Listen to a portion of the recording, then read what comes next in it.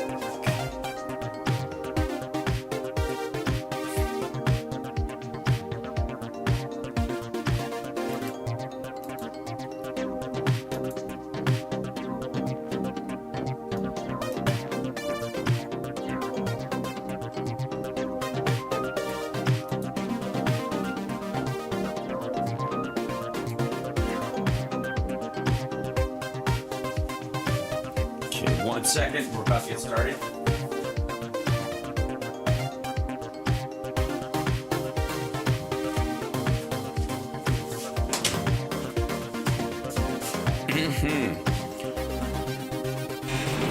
Okay, first thing I want to jump in here. Good morning, everybody. Welcome to the show. It's Hal Sparks Mornings, Megaworldwide, Friday Eye, and the unfolding news, which we'll talk about in a moment with, of course, our dear friend Rob Glenn from Root Design, is, of course, that Biden has stated officially that he believes the ERA to be ratified.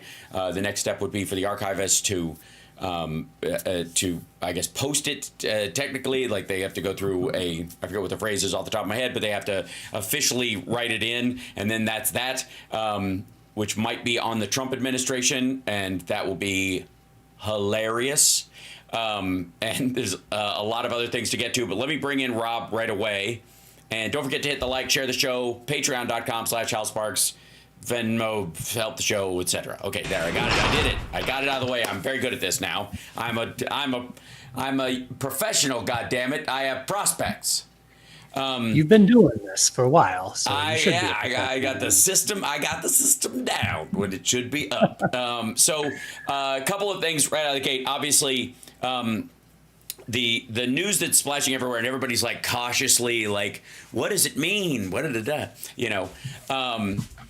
And it essentially the ruling is that he can declare it ratified as president. I guess technically speaking, since the Supreme Court gave him, he can't break the law. I don't know how. Yeah. If he could hold on, if he considers this an official act legally, which it is, it kind of is. I think. Right? Why would it be considered official act? It's literally like putting something into the National Archives. Yeah, people are like, he should. This would have been great if he did it 4 years ago. 4 years ago, the Supreme Court hadn't given him absolute immunity and the ability to, carry out any law. That's okay. He's floating.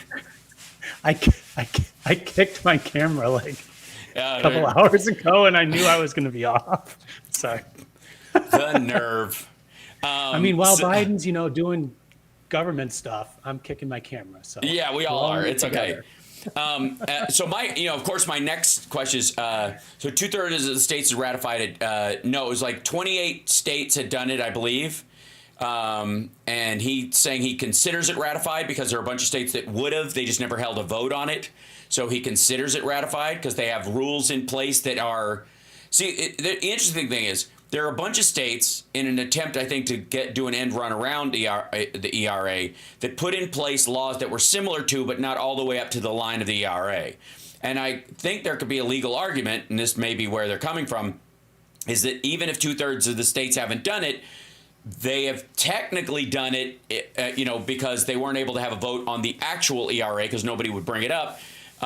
They still passed laws equal to that, and they basically have it already anyways. So technically speaking, the ERA is in place in 3/4 of the states, or 2/3 of the states, and that's enough to consider it passed as ratified, that we don't have to stick to that part of the letter of the law because the other letter of the law carries weight. The strength and power of the law, the spirit of the law is already in place. So Joe Biden, for those that don't know, this morning declared that in his presidential opinion, and this is, again, read into this how you will, that the ERA has been ratified, and he has yet to instruct the archivist to post it, which is the next legal step to it being official. Now, you and I have been talking about this, where the Democrats need to, because Trump has promised everyone everything, because he ran as Santa Claus, and because he kept saying everything, you're going to love it, it's going to be big, beautiful, beautiful, big, beautiful everywhere, that you should call him on it. And you should go, okay, yeah, you don't like equity, but you like equal rights, and you've been fighting about equal rights, and fucking Hawley and all these assholes have been talking about this, then fine. Here's the ERA. I declare it passed. So say I, as president, of the United States. And then, if you've got a reason why it shouldn't be archived or officially put in the record, you make the case. Bye, fucker. You could argue that if he'd have done it 3 years ago, before they had declared that level of immunity that the president has, that he has a lot more leeway as president to do a lot of shit. We always think about it, the illegal stuff, because that's what we're worried about Trump doing. But this would be the, legal things a president can do in the extraordinary expression of his powers that would override some laws in that regard. And that would be one of them. That would be declaring this thing, the law of the land. And then Trump's got to explain to everybody why not, or fight it in court. Yeah, that's the key. So yes, I think the key would be that coordinated effort and understand the long game. And that is that when he doesn't do anything with it, then you go and you sue. Yeah. And then you make them fight to not do it. And then it stays in the news. It's the exact same thing as, I just want you to say you're investigating them, right? It's the same. Yes. It's the same thing that like delaying things in the court does. It just keeps the subject in the news, and every once in a while you itch it, and it just stays there for 5 years, 4 years, 3 years, whatever. Yeah. And it just stays there. So if the left is not capable of like utilizing these things to sort of create effectively like things you can fall back on for talking points, then we should just give up now. Like, we've got to get better at it.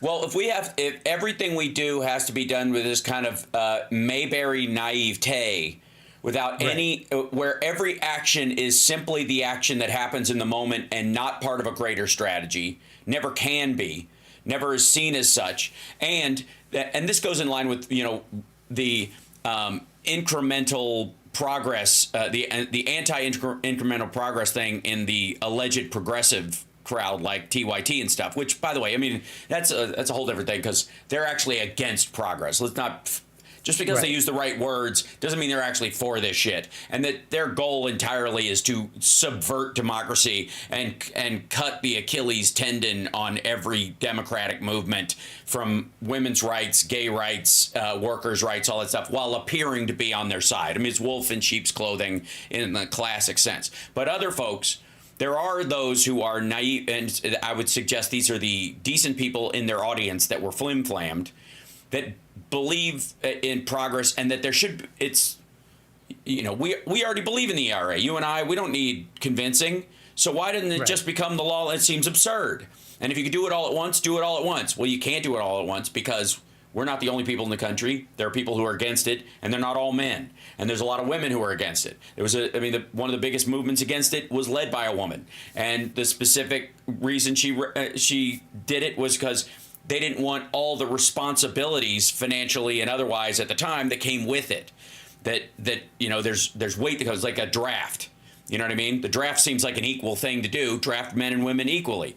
Well, there's a lot of men that are against the draft for whatever their reasons are, but there's a lot of women who are against it because they don't want to be categorically pulled up for war, at that time. And how these laws were written were not like, somebody went, how do we get these bitches back in the day? They literally, there was a mix of feelings across the board, especially when it was new. Right? Yeah. Yeah. And I think one of the things that we should kind of fall back or pull back and think about is like I feel like there's like this, well, if we just said this one more thing, if we just did this one little thing, Right. like everything would have been fine, right? Which is in the sort of looking back at how we quote unquote lost the election. Right. Everybody wants to like point to one or two things, and it's not. It's all kinds of things together. Yes. And so the way that, when we talk about media and independent media and these things that you're talking about now, you need to be trying 100 things at the same time. You Right. need to just keep like pushing and pushing and pushing. And it's the 1,000 things to collectively that move the needle, right? Yeah, It's absolutely. and in terms of like the way that the right has sort of eroded the left is by kicking us at the margins, right? So like Right. it's the border, it's the Gaza, it's the conspiracy theories, it's all the things together that did it. So these are like all the things together in the positive. It's like, so the defeatist thought of like, well, Trump's just never going to do anything. Well, it's not about that. Just like Right. it wasn't about actually finding Hunter Biden guilty. It was, Right. we just want to investigate Hunter Biden forever and ever and ever, so that every time we want to say Hunter Biden, then the Pavlov's dog like looks, right? Right. Like, so Well, this is the same thing. It's Yeah, like, and well, what impact? you're, Go ahead. go ahead. Sorry. I was just saying that it had the same impact on Fox News bringing up the ERA again and whatever. Like can you imagine the ripple of anger and misogynistic fear that will be, rolling across the lips of Sean Hannity and Dan Bongholio and all these folks, right? And at the same time, I think there is a slight difference, and I think this is an important distinction to make between the Hunter Biden laptop and the ERA, for example, is that the ERA does have an actual finish line. There is a thing absolutely. there, right? Yeah, I'm not trying to say they're the same. I'm not. trying to say the strategy is the same, but the opposite. Right, but the result will be the opposite. The result is the important part, exactly. So in this particular case, like they could eat up the airwaves with an internal fight about random stuff, Ukraine and Biden and all that stuff, China money and all that stuff, which never went anywhere, was always bullshit, but it ate up an immense amount of the cycle, right? Whereas the ERA and the TikTok ban and a couple of other things that are coming due right before Trump is inaugurated. And by the way, word is Trump's inauguration is being moved indoors. Because it's cold. Aww. Yeah, but he won't. But I'm also cold. he also won't have to. He won't have to show how small the crowd size is, and there'll be there won't. There's a big march scheduled for tomorrow. I bet a bunch of those people are expecting to like shout and boo and all kinds of stuff like that, because they can go and just boo the whole time, right? Exactly. And if there's more of them than the maggots, right? God. And so anyways, frankly, like that's totally Trump's MO. He's like, no, I want to move it inside because it gives me like 25,000 excuses for all the things that I'm going to complain about for the next 2 years. We had the biggest crowd in the history of the world, but it was too cold, so we had to move it inside. They were all outside. Yeah, they were all outside waiting together. The line goes around the block. It's the club that's empty but has a line down the street because the bouncer's been given orders.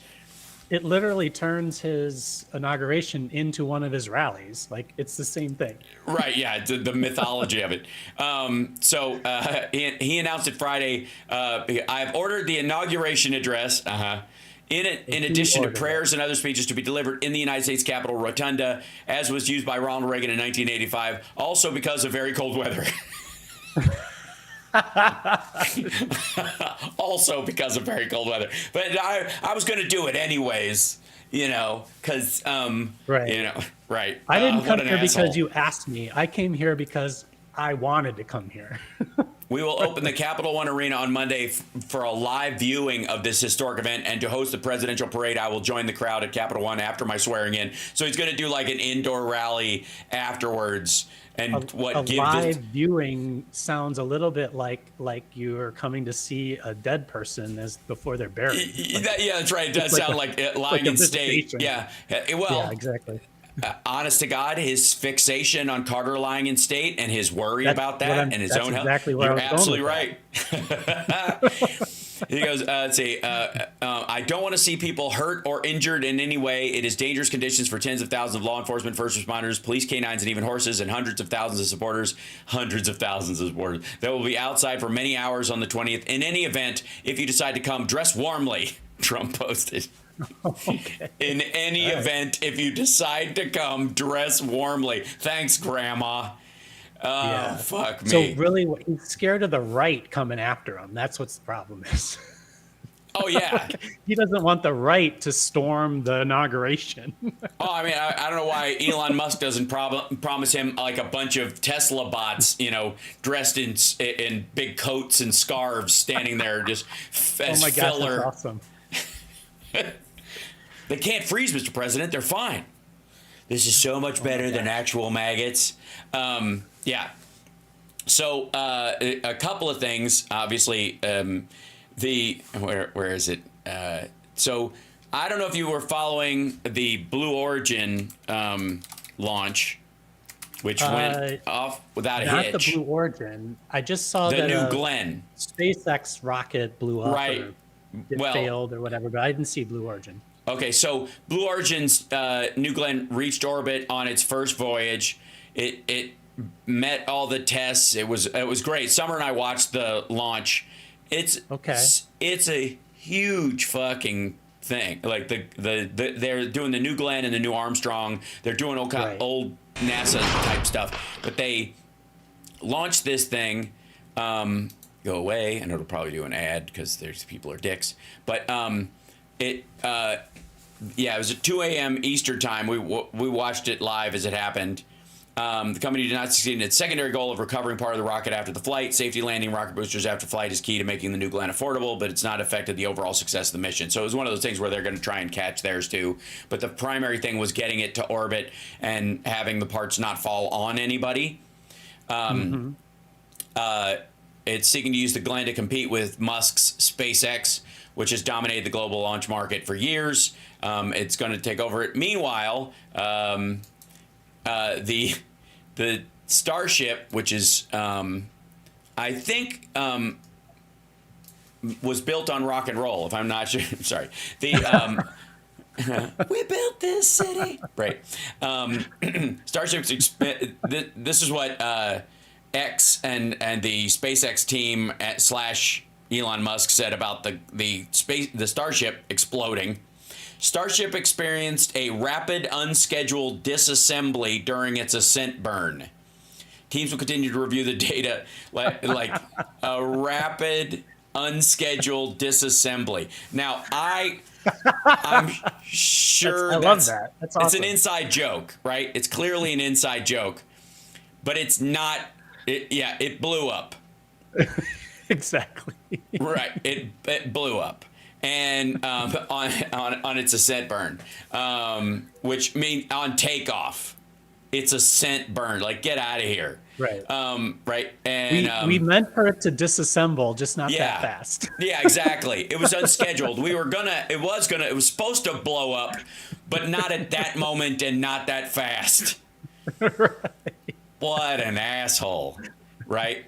And like, it's somewhere between I meant to do that and that's not a problem. It's not a thing. Shit like this happens all the time.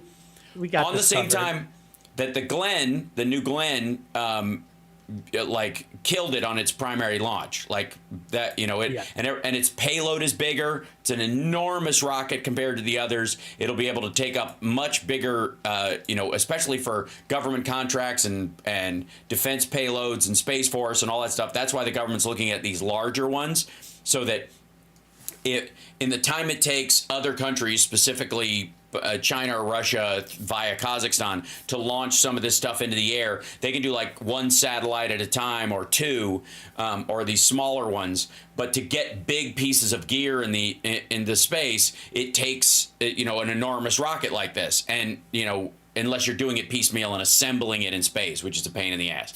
So the idea is that we've got to make major moves to getting these much bigger rockets functional.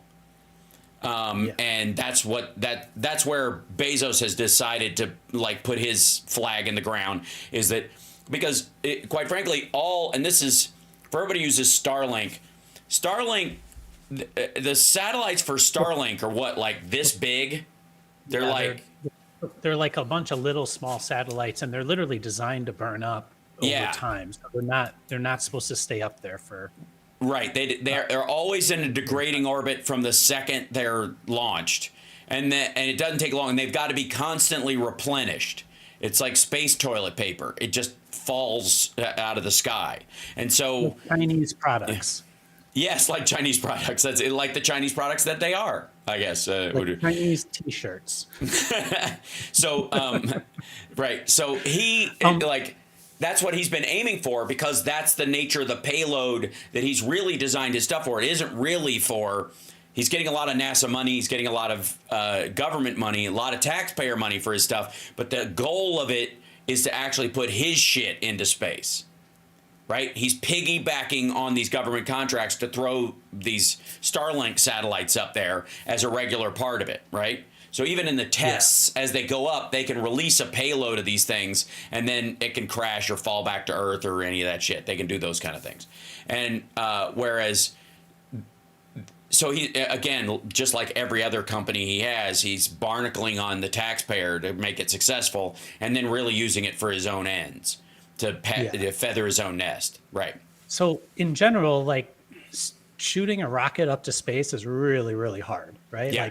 And in a normal world, we would be celebrating the fact that these engineers and scientists and people making the stuff, they were all working together to try to get it up there. And we had a failure, and everybody's trying to go get there, and they learned from it and this and that. But when you get this race between two billionaires and one is Elon Musk, and they're over promising everything and trying to tell you that they're the most genius person in the world, then you end up with these situations where a normal failure in something that's incredibly hard to do is turned into a joke, because these people are they've completely changed the sort of thought process behind what they're doing. And in actuality, I think it's unfair to the engineers and the people who work at SpaceX and Blue Origin to think that they're just going to automatically shoot a rocket up to space and everything's going to go perfect on the first try, or even on the 100th try. That's not how things work. No, and it goes towards what we're talking about with Biden passing considering the ERA ratified. There's a version of there's an Earth 2 reality where people are saying he should have done it years ago. And there's a legal argument, I would say, that the only way he's able to do it is because of this ridiculous ruling by the Supreme Court. And it could take you months to figure out if that's even a remote possibility. And it turns out, according to them, that it is, or at least they believe it to be. And it will be up to the Trump administration to try and knock it down. The other thing is Biden tomorrow could say, I want the archivist to put it on the record. Totally. And again, it's he puts it into play. Again, it's about moving forward and fighting for it. And the definition in this case of fighting for it is you do the things you need to do to push the government, in this case through probably the courts, to do what you want them to do. And so then the news is going to be about whether it worked or it didn't. Right. And then once it works or it didn't work, then that's when you make it political, right? Yes. Well, this politician thinks that we shouldn't have equality, and this politician thinks we should, right?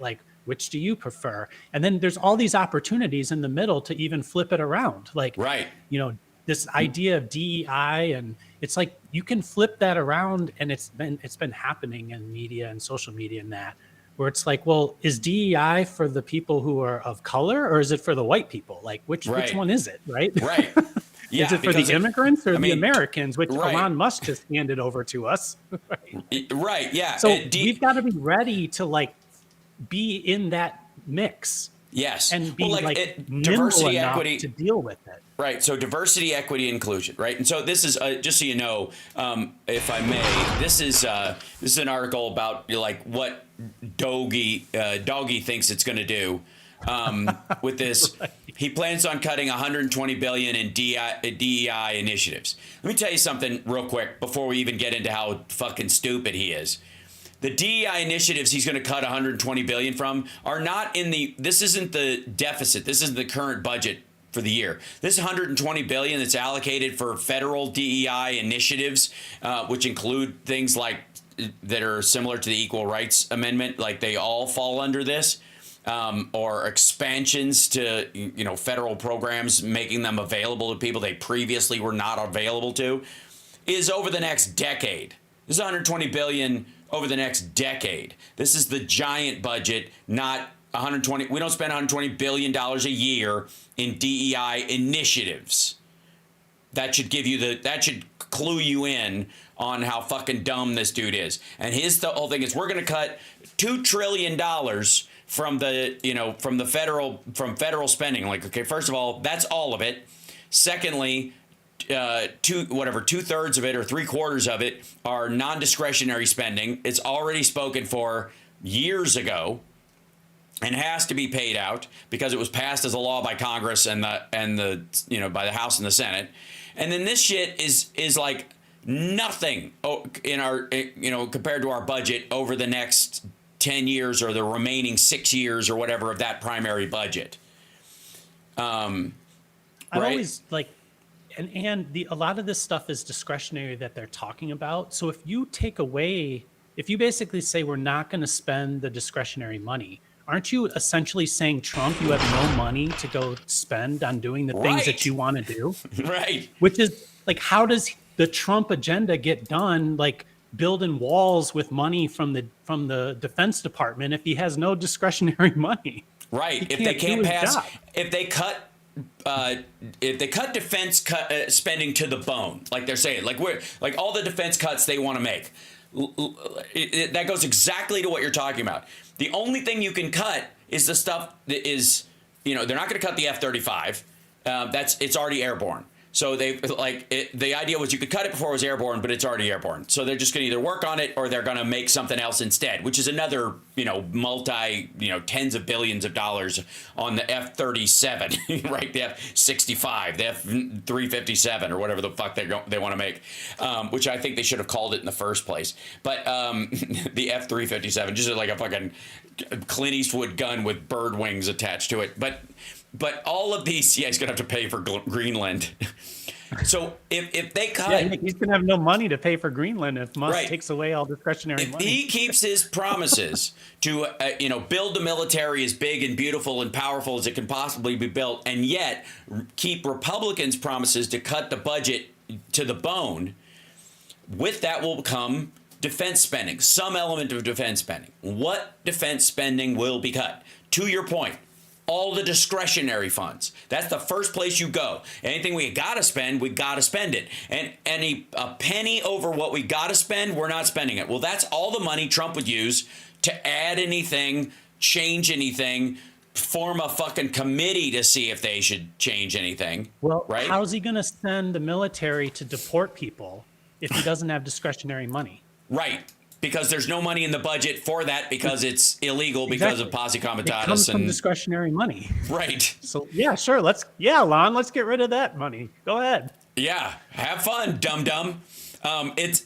Again, this is what happens when you run as Santa Claus. And this is the wall he's walking up. There's an article. Let me see if I can find it. There's an article about how Trump is he's already running up against a wall because he made so many day one promises. They even have Marjorie Taylor Greene coming out and going, well, day one doesn't mean day one. It means his first priorities coming into office. Like, Bitch, he said day one. He said basically like, and you know what he's going to be doing day one? He's gonna do his thing indoors. Then he's gonna go over and do a fucking rally for hours, and they're gonna be tapping him on the shoulder. You got some shit to sign. I guarantee some of the things they're gonna do is have him sign some of that stuff on that table. You can sit there and watch him sign the first. The 100 whatever a day. Sorry, I just lost my brain. The executive orders, yeah. It's gonna be shit like Greenland. Go form a committee to buy Greenland. Form a committee to sell Alaska. And the money allocated take over Canada. Okay, what's that? How do you form a committee? Well, you got to pay people to do it. You got to keep track of it. Right. It has to file stuff. It's got to be officially in the record, or it doesn't amount to shit. You're gonna have to pay somebody to run it. There's gonna have to have an inspector general report on whether or not the money was spent well, so Congress can see it, with its oversight, if money that it gives the administrative state is being spent well. And the thing to do when this happens, so Democrats can't be the solution. Democrats have to stop being the solution. They have to point to Republicans and ask them to solve it for them, because he's going against the thing the Republicans want. So Republicans, you're going to let Trump spend all this money? I thought you wanted to cut money just from discretionary spending. Like, forget about our position in this situation and only look at these as like pieces on a board. And all you want to do is you want to fuck with your opponent. Like, you just want to get them to argue. Yeah. And that's where all these things are going to happen. Like, or they should. Like, we don't need to be the person that tells everybody, I told you so. We don't need to be like, no, let them do that. They will do it. All you have to do they're already doing it. They're already doing it. So one of the things, let's see if I can, the article in there was like, Trump's MAGA agenda is already stalled in Congress. Right. By who? By fucking MAGA. Right. They control the House and the Senate. They control it. Exactly. And we need to have, so these open-ended headlines, they're meant to make you believe, or to have people who aren't paying attention say, well, if it's being stalled, it's obvious that the Democrats are stalling it. Right. Like, that's the purpose of that open-ended headline, right? Democrats, if you want to like say, well, it's stalled by MAGA, it's stalled by they can't or won't caucus. They can't or won't govern. They don't actually believe it. They don't actually have anything to move forward at all anyways. So he doesn't have concepts of a plan about any of this shit. So the stall is not even just active. It's passive. We can't even look at a bill you don't fucking have. Right. Right. So then we want to get rid of Obamacare. All right. So instead of being like, no, you can't get rid of Obamacare, you say, what's your plan? With what? What's your plan? I'm happy to look at your plan. What's your plan? Yeah. What's your plan? Just keep asking for the plan. And then when it comes out and it's like, oh, we're going to make everything private health insurance. Well, how's that going to work? What about pre-existing conditions? Go right back to the bucket of all the things that it solved and start pulling them out. Like, you don't need to tell them. Right. And because Democrats have been about solving these problems, when you actually get to the solution that can actually pass, which was the ACA was one of them, you're going to find yourself right back where you started. He's going to find himself right back where, well, I'm going to make the best of the ACA.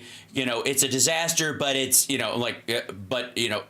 again, my response is, it's a disaster, but you can't come up with anything better than a disaster. That's what you're saying. Like, you can't improve on a disaster at all. That's amazing. The terminology that works with those people that aren't paying attention and are just like, well, will you guys just take care of this? Just take care of this. You're always just fighting. The language that works with them is, what's the better solution? Show me the better solution. Tell me what it is. That's the language that works better for the people that aren't paying attention, and make them say what they want to say. And that's the key. Republicans are always like, we just want to stop spending money. They don't say what then they want to spend it on, right? Like, you got to force them And they into do. into the other side of that. So what Yes. are your priorities and who are you spending money on? Mm-hmm. And once that happens, you can start, then you can start dealing with like Elon Musk versus Steve Bannon. Steve Bannon, or Right. even Elon Musk versus a union worker in Ohio. Like That's right. that, and that's where I think that's where you want to get. You want to get Agreed. Elon Musk and Donald Trump versus what a union worker in Ohio needs. That's and go right. straight at it, because, Yes. and this is a thing that I'm going to get on. Like, we should, all of us should stop saying left, right, Democrat, anything. We should just start saying American. Right. We're Americans. So when Yeah. Trump denies aid to California, he's denying aid to Americans. Right. It's that simple. Not a blue state, but why should those Americans be denied when the Americans in Florida were denied, got their aid, or the Americans in Louisiana or North Carolina? Like, stop with this, like this us versus them, and we're all just the same people. Mm-hmm. That's what I think. Because that complicates his argument against doing it and his kind of revenge methodology idea, and remind everybody constantly. And again, if you don't think it's fair, or that you should be able to say, like, I completely agree with you, but do you want to be right or do you want to be effective? And if the effective path is the fact that one of the reasons why we were proud of what Obama did and what Biden did when they were in office was that they didn't differentiate red state to blue state as far as emergency aid as a baseline, or infrastructure payments under Biden's infrastructure bill. Like, we didn't go, yeah, stick it to them. Like, right? We didn't do that. We wouldn't expect him to do that. We wouldn't want him to do that, right? So we're allowed to hold Trump to the same standard, not us against them, but us against him. And that actually, there's more legs to that than you might think. And let me show you something. So once you start saying us against them, you're including who you think is your foe in that. Yes. You're including the person who they're like, Trump is trying to get like regular left people and regular right people to like stop talking to each other, or just generally like automatically be mad at each other. Right. And if you start changing that language to all of us, it's basically us versus them. And that's sort of when we talked about that a lot.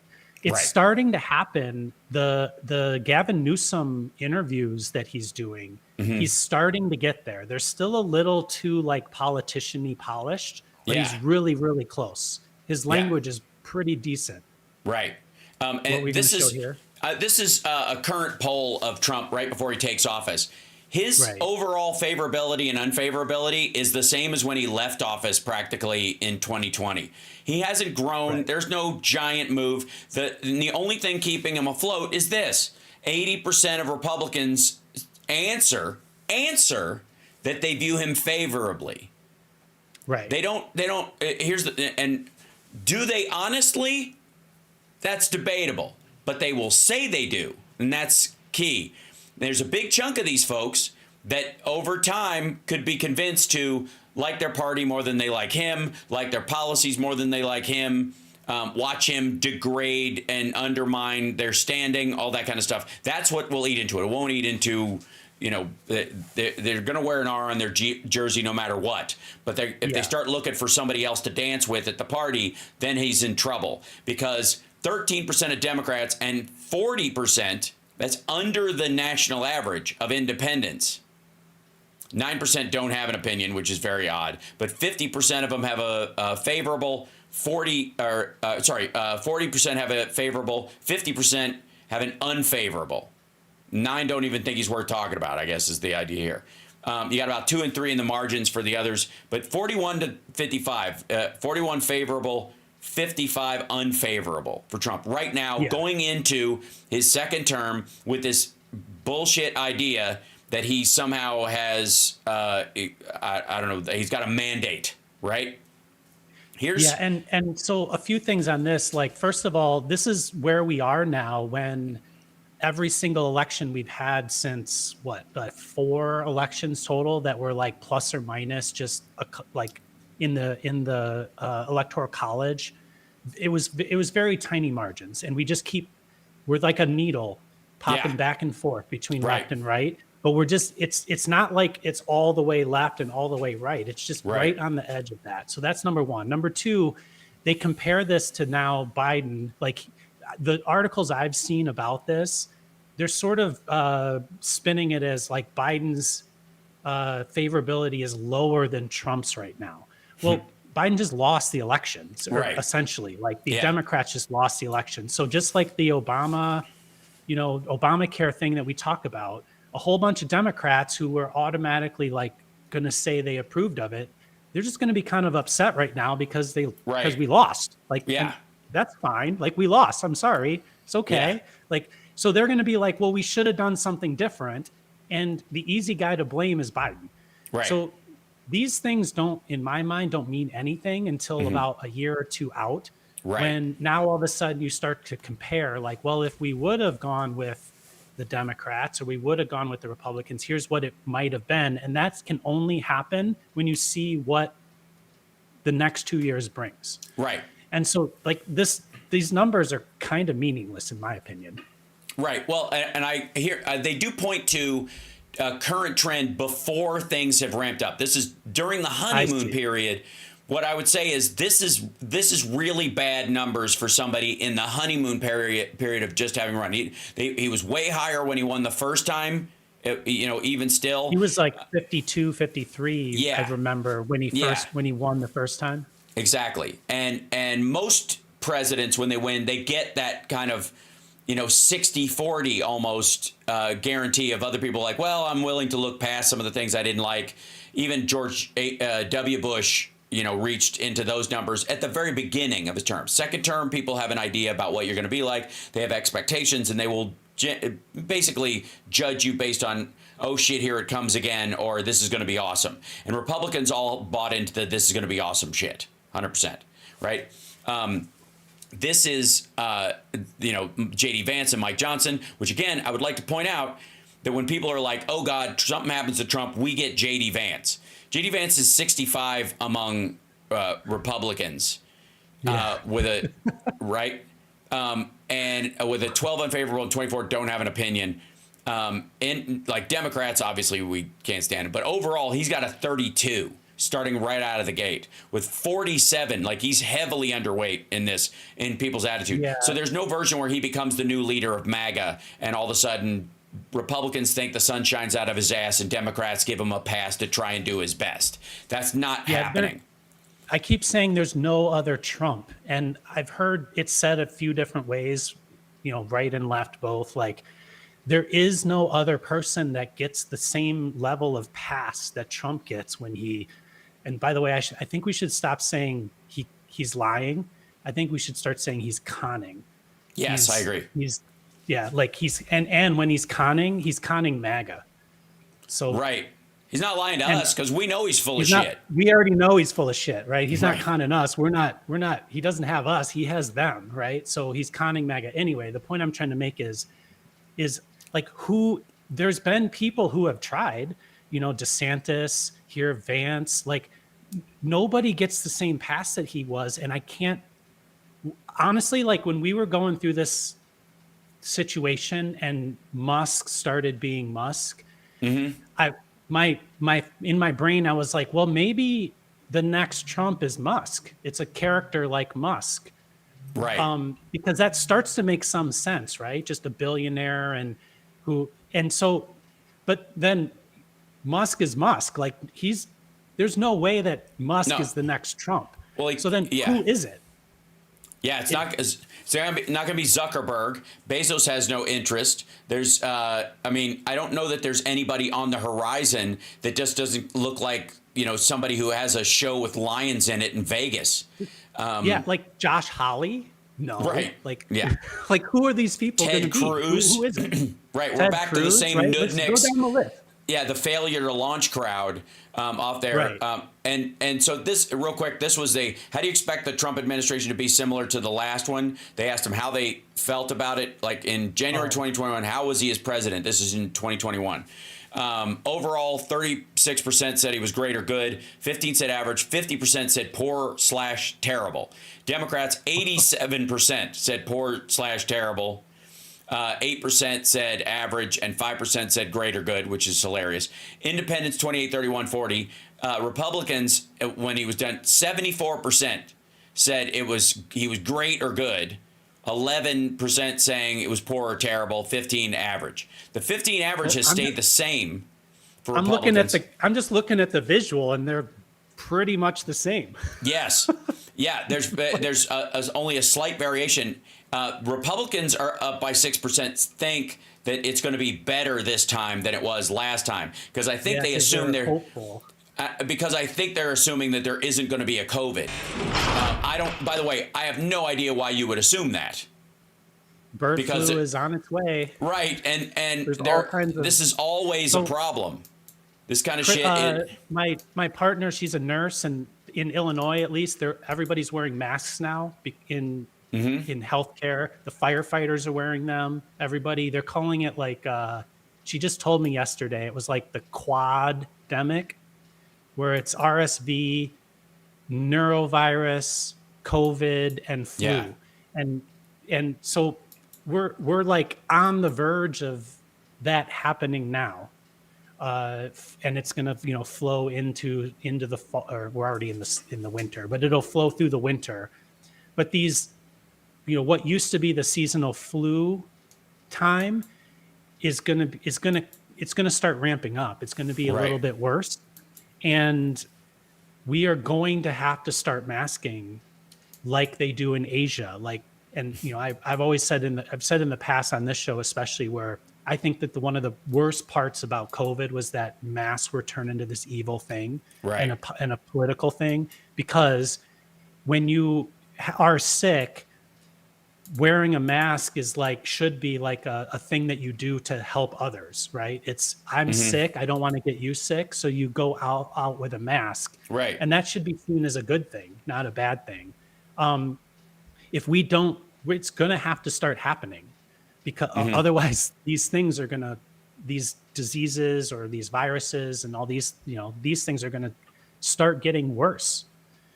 And I don't see how that, we've got 4 years of that starting to happen here with an administration that wants to ignore it. So, So here's one of the things that he's going to run up against. And this is something that you and I have talked about. On the one hand, you're not going to see this job drop off. What you're going to see is jobs that can move home, but that takes time. That, in the temporary, you'll see job losses, especially in like mid-level paralegals, accountants, anything you can do with software that can think marginally on its own with a little bit of human in the loop will replace a bunch of those folks, which is big money dropping. It's one thing to lose workers at a fast food restaurant because they've been replaced by a machine as far as the GDP goes. But when you start losing accountants, across these giant corporations and across, businesses and accountant firms, just to name one field, that's a huge drop, right? In GDP, it's a really shocking displacement in what are effectively borderline white collar jobs, like mid-level white collar. I would say they're blue collar dress shirt jobs, right? And meanwhile, well, go ahead. You could make the argument that this is a renaissance for what previously we called blue collar jobs, but blue collar jobs are changing in, we also need to change the definition in our minds of what a blue collar job is. And, when you have effectively like automation, your job is to keep the automation going. And it takes a lot of people to do that. It's not like there's this like empty factory with 5 people in it. That's not how it works. You have to, there's I call it all the little things. Like we run a machine shop. The thing that kills you is not the thing you're making. It's all the other stuff. It's, it's like the water going into the machine and the coolant and the IT and it's all the other stuff. And it takes people to make sure and monitor and keep that stuff in place. Until it doesn't is effectively until it doesn't work. And yeah. then once it stops working, it takes a human brain that understands the situation to figure out how to fix it. Right. Right. Like you're not going to chat GPT that. That's not Right. not how any of this works. Right. And once you get into the robotics of it, there are certain things you can tool for the kind of robotics, and they will happen faster, but they're not going to wipe everybody else out at the same time. But there is going to be a major shift. And if you're not ready for that shift, if you don't have a plan within a company to shift workers from one area to another worker area, or have those workers get up to speed on the AI they will be using so that they can run, as a safety sidecar to it, then you're effectively going to crash your business or get outrun by the competition and all that kind of stuff. You're right. Get outrun. That's what's going to happen. Myriad of other things. Outrun. But there is an area where if you're going to move production, physical production of like a lot of the things that you and I talk about, the little parts of everything that get made in China, if you're going to move that here, it's going to require massive automation. Now that will require a job. It will require thousands of jobs in people who are good at robots and engineering and all that kind of stuff. But it's not going to bring back jobs to the people that Trump promised it would bring them back to, because that factory is not going to open again until such time as they can replace the workers with these automated systems. It could if you actually trained the people that Trump is trying to convince to vote for him. But they're not doing that. And that's, if there's like any sort of like infrastructure investment, in my opinion, the infrastructure is in training our people, normal people who work to do this type of stuff. And we're so far away from that right now. Like the minds of the people in charge, they're not even close to that. Right. Even the people that are like running industry, they're still like a generation back or even 2 generations back when it comes to dealing with this type of thing. Right. The speed of it is going to be, again, we will see how it extrapolates out, because I think if we looked at like ChatGPT and what's possible via AI, all the way from its initial talking and having the ability to have, to hallucinate and fuck around and make up facts and all that stuff in the very beginning, that was kind of hilarious. And then to now where you can actually code with it, where you can actually get it to code a piece of software for you. And that so much so that Salesforce is now talking about the fact that software will be a thing of the past. You'll just talk to your computer and ask it to do what you want it to do. And it will have all the components and the ability to do everything. It'll just do it as you ask it. Like, clear all my screens and let me write something. Okay, give me transfer my QWERTY keyboard into Dvorak because I prefer to type that way. And a screen keyboard will pop up on your screen keyboard instead of it being physical buttons or whatever. That's on its way. And it's good. It could happen a lot faster than I think people are able to grasp. And we went through, especially with boomers and the whole idea of like boomers and old people can't deal with phones and new technology. Some of this stuff is moving so fast that even, kids my son's age are going to be racing to keep up with it as it's happening, right? It's going to be happening so fast. Even the people around it aren't prepared, and they're not preparing to be unprepared. They're not preparing for the idea that, like, fuck, this is going in places we can't even perceive because it's exponential. And so, it's like that old thing people talk about, like, if you bet somebody a nickel on the first hole of golf and you say, we'll double it on every hole, how much do you owe at the end of it? And it's like $37 million or something like that, because that's how exponents work. Or if you fold a piece of paper in half, you can only do it 7 times, I think. Yeah, right. And it reaches to the moon. There's about that. Right. But no, there's this idea that if you could keep folding it and you just doubled it and layered it onto itself. Oh, I see. It would be a little string that reaches to the moon, because you'd stack it once and then you'd stack it again, and it would be like that kind of thing. It's hard for our brains to kind of grasp that. But it is a thing that is going to happen, and it's going to happen in the next 4 years. It just is. Like that shit, both the walls and the breakthroughs are all going to happen. There'll be joys and terribleness, because of both of these things, because of things we're not prepared for or things that we never knew we needed until we got them. These things are going to all happen over the next 4 years. You could argue at some point we may be looking back in 3 years and going, hey, the Biden administration dodged a bullet by not being around this year, and Democrats are probably going to win next time. Because I don't disagree with that. And that's what I was mentioning about earlier about the rockets, right? Like, yeah, we laugh at a SpaceX rocket blowing up because Elon Musk is an asshole, but like it's normal that the SpaceX rocket is going to blow up. Like, right. if it didn't, you'd be worried. Like, it wouldn't be that hard. Sometimes people around me say if it was that easy, everybody would be doing it. Sure, right? sure. Like, there's a reason why it's right. it's not normal for people to be shooting rockets into space, because it's hard. Yeah. So the AI thing, I think, like, the mindset that we kind of talk about a lot is by not like calling it this great, amazing thing that's going to change the entire thing, and thinking about it more as like an R&D project, like a thing that's like destined to fail in many times, in many ways, or make mistakes or things like that. Like, that's how, like, when the Wright brothers started flying airplanes, like, we didn't get to the B-1B bomber like the next day. Yeah. You know, like, it took years to get there, and a lot of mistakes in between. So I think that's where our mindset needs to be.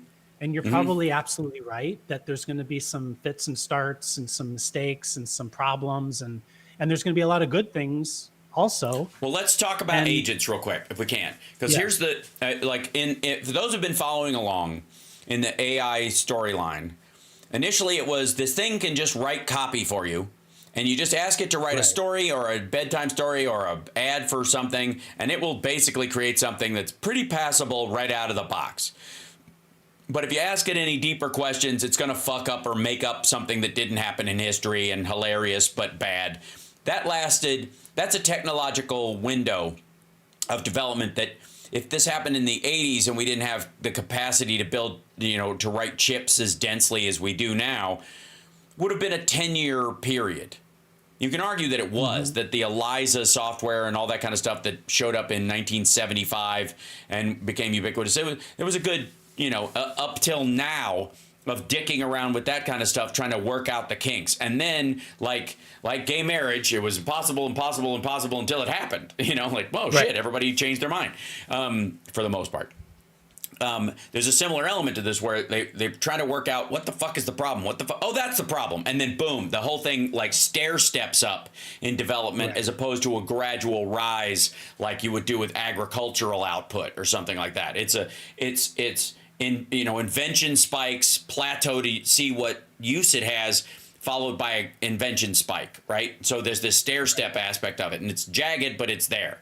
So the next thing was, it can do images. Oh, dear God, what if that's deep fakes? Okay, there's a lawsuit about an AI deep fake Brad Pitt thing that's going on right now, like little cute stories about how people are trying to use it to commit crimes and stuff, in the same way that they spoofed ATM cards, or fucking John Connor in Terminator 2 with his little like handheld flip computer plugging this thing in and basically freaking an ATM and getting cash out of it, right? There's these steps along the way where people will always take advantage of that. But the thing everybody's talking about right now, which is the one thing, where it goes from something you can play around with, but which is basically in a bubble. It's in this program, like it's a writing program or an image program, and it stays right there, and it doesn't access the internet, and it certainly doesn't have access to your credit card to buy things on Amazon or something like that. To the next step, which is agents. Now, agents are the concept that everybody is all in on. It was all over CES. It was all over Jensen Huang's speech, and he's not wrong to bring it up. But the idea is that this is AI that does shit. It's an agent that acts on your behalf. And there are combination agents. There are agents that do multiple things and work in concert together. There's a single agent. Like if you have a digital assistant. Remember personal digital assistants? Oh, the PDAs.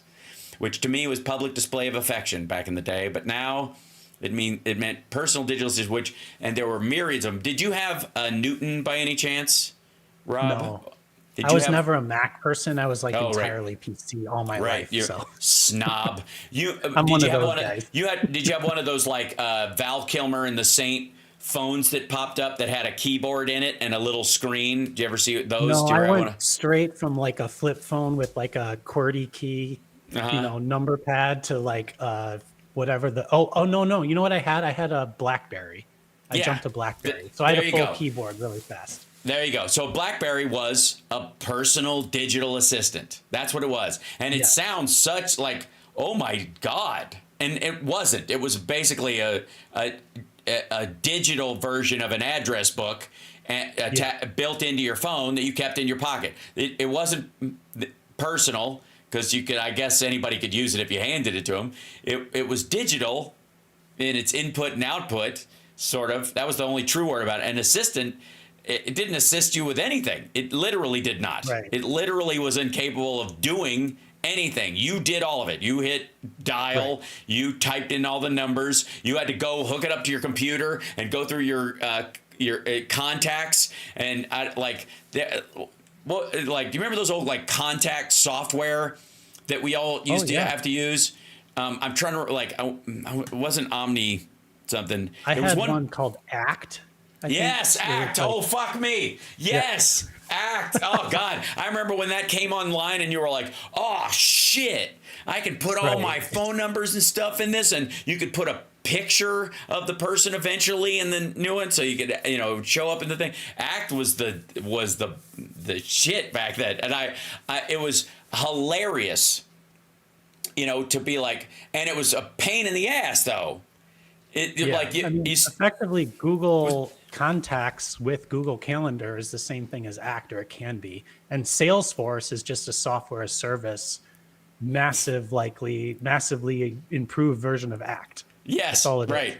And Apple has to keep all their elements separate because of legal issues that was brought up around Netscape and other stuff like that, where you can't auto bundle. So that's why Apple doesn't have an ecosphere of your calendar, your notebook, your reminders, and your contacts as one piece of software, because ironically enough, in the old days, it would put another medium-sized business out of business who was working on a big solution, and it took so much programming effort to put one of those programs together that nobody would make just a notes thing or just a contact thing or whatever. And nobody would want to buy just that thing if they could get an all-in-one.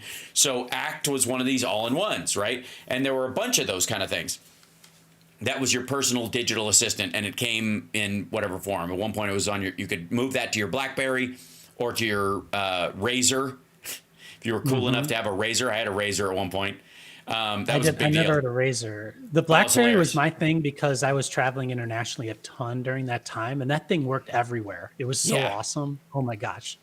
Even today, that BlackBerry back then, in many Right. ways, works better than my current phone internationally. For whatever reason. Right. Well, but calling it a personal digital assistant showed that there was a market for that concept, whether it paid off or not, or whether it was just nerds like us that were like, we really, we could use this shit. This would be great, right? Well, I want to be ahead of the curve, right, on this. That's real now. So a personal digital assistant is effectively what an agent AI is. And OpenAI is releasing Operator this year. The Microsoft and Google have their own that are coming out. Apple is trying to grow Siri into that very thing. She's already integrated. Apple Intelligence on your phone is effectively that already. Just nobody knows quite how to integrate it yet. And I think the next big step, and you and I will, when we show, like next week when I'm kind of semi-settled, I've got the NAMM show next Friday when we're on, but I would still like to set up a thing where we can bring on Gemini, and I'll set up a screen where you can show how that works, because it's still incredible. It's mind-boggling. But we're going to reach a point where this personal digital assistant concept is going to really be real. instead of just the PDAs of the past, which was just a little typewriter attached to your little phone so you could keep your contacts in it and maybe take some pictures and associate those with contacts so that you can remember whose people are. Like an assistant would go, that's Jerry, you met him last year, right? That's what they kind of meant by being a personal digital assistant. It filled in all those acquaintance gaps that an assistant would do for you. Now, this will be a real digital assistant. And an agent AI that can go, get me some plane tickets for this, make us dinner reservations, do this, stuff you would actually do with an actual assistant, but it's digital, it's AI.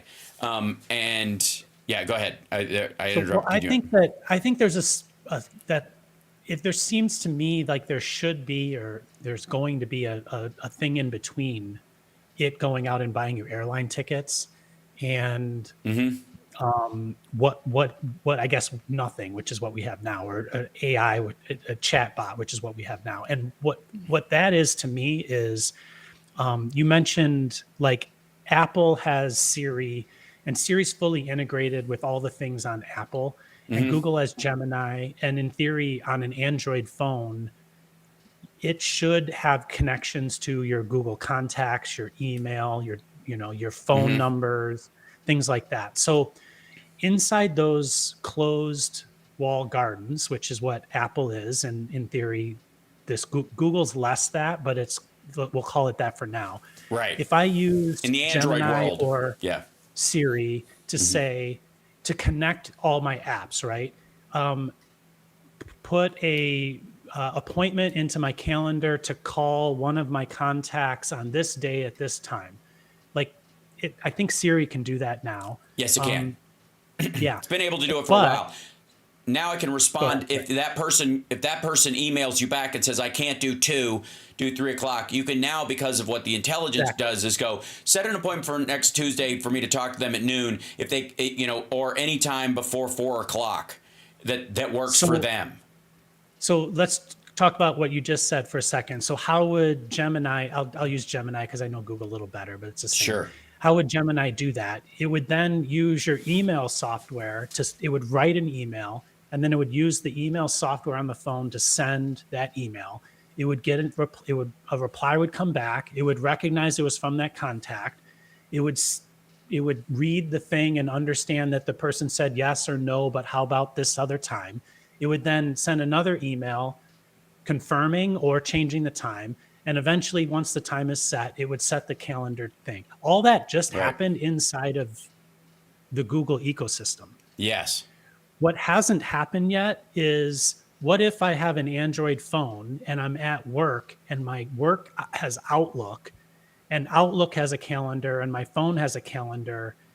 Can the AI also put a appointment in my work Outlook calendar? So to make that leap and go over there to Outlook, you have to go from your personal phone to your work computer, right? How does it do that? And so to me, that's just one example of a lot of really annoying little problems that happen just without ever going out and buying an airline ticket from American, right? Or United. You haven't even gone outside yet. You're just in your own little world. And we haven't even connected those yet. So I think those connections happen first. And then to me, you almost need like something like your credit card. Your credit card effectively acts as like a buffer between you and the sale, or you and the purchase, for both you and the person the person selling it to you, right? So if somebody stole your credit card and then went and bought something that you didn't purchase, you can call the credit card company and you can say, I didn't do that. And they'll do whatever they do to, you don't pay for it, right? Right. Some form of buffer like that needs to happen for your AI assistant in the event that OpenAI's assistant went out and bought something that you didn't want. Like, how do you undo that if you realize it didn't happen? So that's not even close to getting figured out yet. So how do we get there? I've already figured it out. Okay. You might have a solution, but it doesn't exist yet. Yeah, right. there is, you know how, let's see, except though this is how you do it. Hold on. And this is not a paid advertisement. I want to be abundantly clear. This is how you do it. Privacy.com. Privacy.com allows you to create credit cards that are virtual, that do not have to have your name attached to them or whatever. They're lined up with whatever payment you have them, and they can be specifically for things. You can have one, you can set it up so that your Verizon payment goes, instead of coming out of your debit card and being on Verizon's system, you can set up a card within their system that Verizon, as far as Verizon's thing considered, or as far as your computer is concerned, is an actual physical card, but it has limitations on what it can do, and that can only pay Verizon, or it can only buy Uber Eats, or it's got a limit of $300 a month no matter what. So you could give your kid this virtual credit card that works, and it's designed so that because all your information is real inside it, that it's all referential, that you could buy stuff with it. Doesn't have to have your name, doesn't have to have your real address. Like, you can just kind of fill it out, and it will send you if your AI agent is using this faux number that's separated from that, it's still charging the card. It's just got a layer in between. What happens if the AI agent, like your son, buys something that buys a Ferrari with it, right? Like, well, that's the thing, is you can set limits. No, you can set limits on it of what it can buy and for whom. I see what you're saying. So you're saying that by limiting it, then the AI couldn't. No, the bank would reject it. Right. It works. It's viewed online as a credit card or a debit card, depending on how you want to buy stuff. It doesn't quite matter. But the idea is that if you tell the AI, here's my credit card, and it's really just one of these, it will treat it as if it's a credit card. But inside privacy, it will have a limit on it. It can only spend $300. It can only work on Amazon. It can only buy on Amazon once a week. It can only do it when this number is included in the in it, and that number changes every week. And you can tell the AI, hey, ask me for the number and I'll give it to you. And the number will be different next week, and it can't extrapolate it because it doesn't know where you get it from. You get it from a totally different source. You don't go to troll, go to privacy.com and get my number from that. It wouldn't do that, because it wouldn't even know where to start, because you wouldn't give it that information to begin with, right? It would hack around there looking for everybody, but it wouldn't even have your name attached to it in that regard. That would be one of the ways. These are like paradigms that people aren't even really conceiving of yet. Right. And you don't conceive of these things until your rocket is up in the air and it blows up, and you're like, how did it blow up? Right. So now you're like, okay, let's go figure out why it blew up, and let's go fix that. And we're in for like 100,000 million of those things happening in the next 4 years. Right. Right. So one of the things, and just as a little side note, this whole thing, keep free trials free. One of the things you could do is create a card on here that you use specifically to sign up for free trials on apps or sites or whatever. And you could just literally set the amount that it will pay out to 0. And so even if the thing tries to continue, it won't, because it just will run aground. The card will be rejected. And so if you want to keep doing it, you can get an email and say, would you like to continue doing it? And it doesn't become automatic, right? Stuff like that. So in the same way that you could, this limitation would protect you from, a free trial that goes on forever, that you forgot you signed up for this account or whatever. You could give a card like this to your AI and say, this is the card you use, and this is the limit on it. Like, my AI can only spend $500 on a plane ticket no matter what, because the card is $500 and that's that. And so it will set that limit, so it could never buy thousands and thousands of dollars or run up your actual debit card or your actual credit card, because it has a secondary limit on it. And banks can do this, but it would be a pain in the ass to do this. And I'm fairly certain you could do this with a version of PayPal, create a secondary PayPal card or something that has a limit on it, right? But this is just way better, and it doesn't help Peter Thiel, insofar as I know. Right. So the point of this is not particularly for this solution. It's just to talk about the fact that we're going to have to think about these things. As you start to find solutions for, decreasing the amount of time it takes you to plan a trip, or automatically go do something. Once you start diving into that problem and actually executing it, you're going to have a lot of things happen that you don't think it's going to be a surprise to you. Let's call it that. It's Right. unexpected. You're going to have some things that happen by mistake. It just did the wrong thing. You're going to have some times where it doesn't happen at all, and you get to the airport and the ticket's not there. Like there's going to be a number of different things that need to be thought of and thought through and figured out and that sort of thing. And so when we talk about the idea that, oh, well, AI will just solve everything, like Right. that's where the humans come in. Like the humans come in because AI is just it's an engine. It's like a tool, and you got to point the tool in the right direction. You know what I'm saying? And it takes thought, and it takes time, and it takes experimentation and all those things.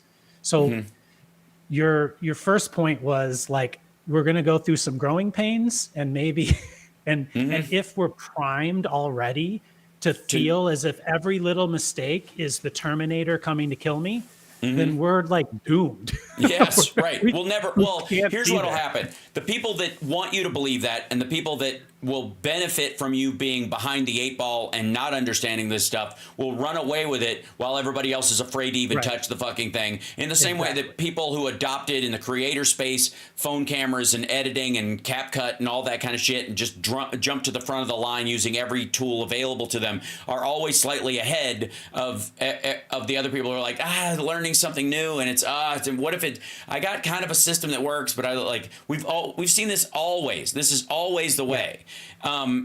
So this is in this article. This is like one of these secondary articles, but the important thing is McKinsey is already using an AI agent to handle customer requests and schedule meetings. And according to the firm, 30% of hours worked in the United States could be automated by 2030.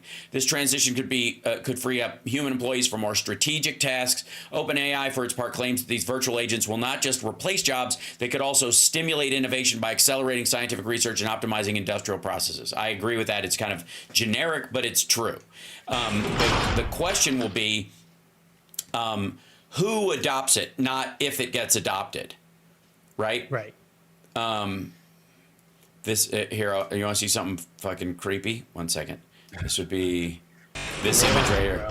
Yeah, right here it comes. This is hold on. Cold Fusions brings this up, and okay, we've seen her a bunch or whatever. This next image is the one that I think gets to people. Not this guy. They're talking about like robots and androids and her and all this stuff.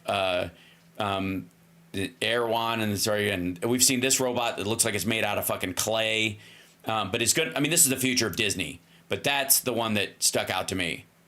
This little kid playing with this robot that's just like its little companion. It's like the shortest part of the whole video, but that right there, that was the part where I was like, oh damn. I mean, people are already sticking their kids in front of iPads, so that's Right. basically the same thing. It's actually worse. I'll give you an example, like meta glasses or VR. My son plays VR a lot, and I gotta say, like VR as an activity, as a pastime, way healthier ultimately than sitting down, hunched over with your diaphragm collapsed, playing a video game with a controller like this, giving yourself carpal tunnel. Period. Like it is, when Cam is done playing, he's sweaty. He's hungry. It's like he's been swimming. He's been playing with other kids digitally, right? And so if they do turn out to be like a creepy, annoying kid, he didn't come over to the house and you got to have a talk with his parents about whether or not he can come over anymore. You just go, zip, bye, kid. And then, it doesn't keep him from having real friends and real people, in his life.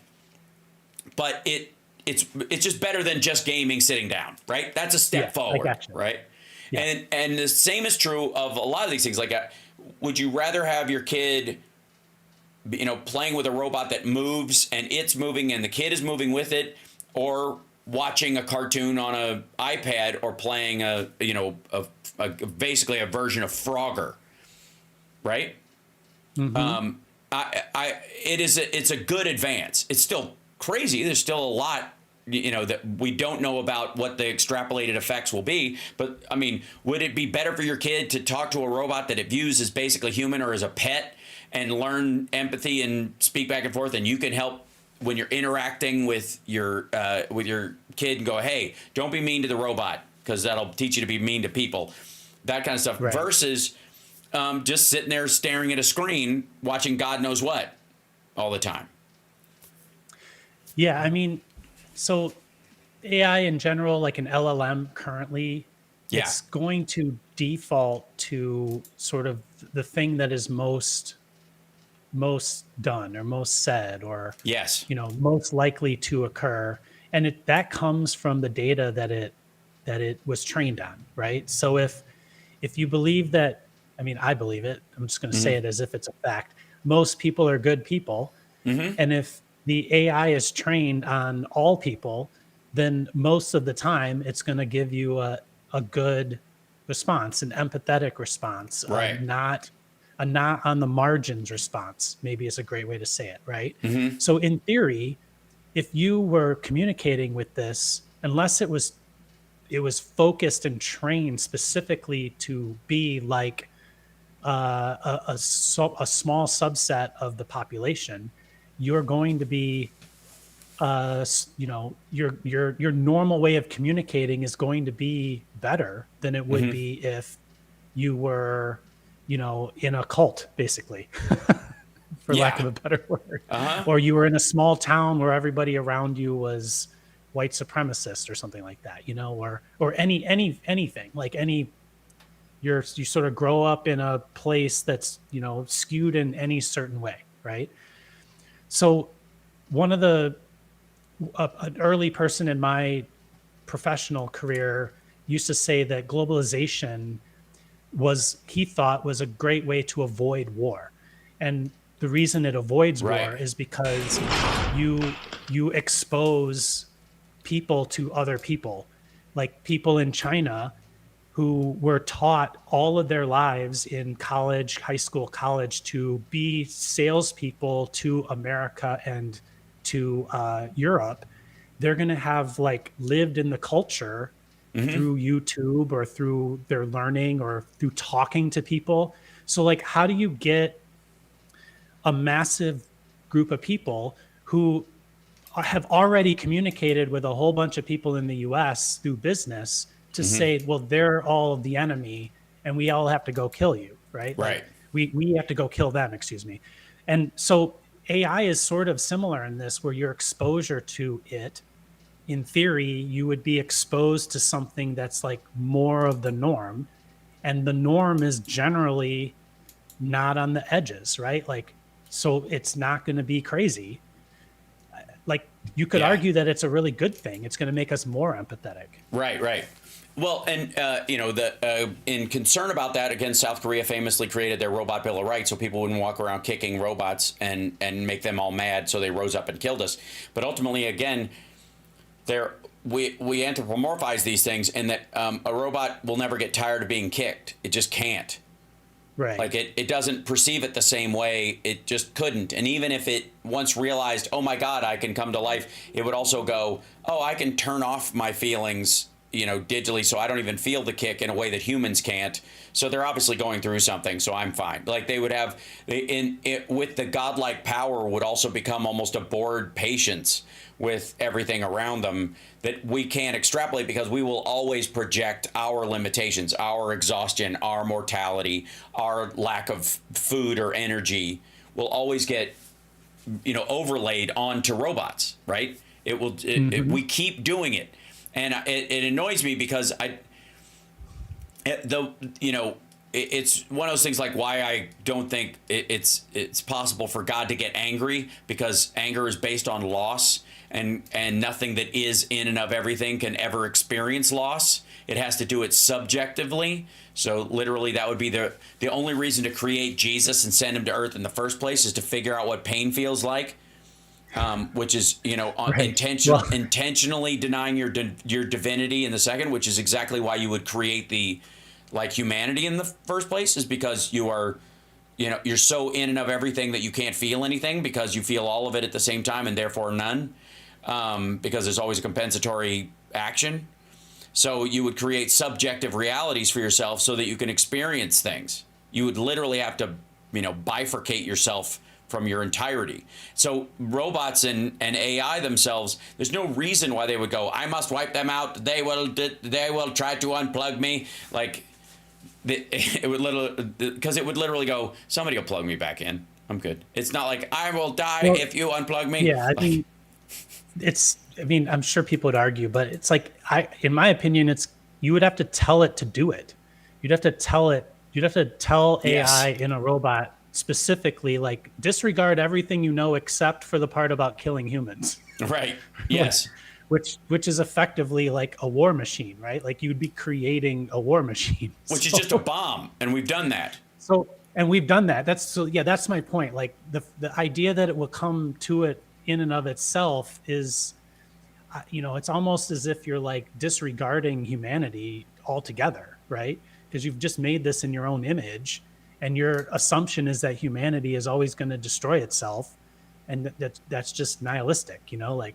And maybe it's true, maybe it's not. I don't know, but right.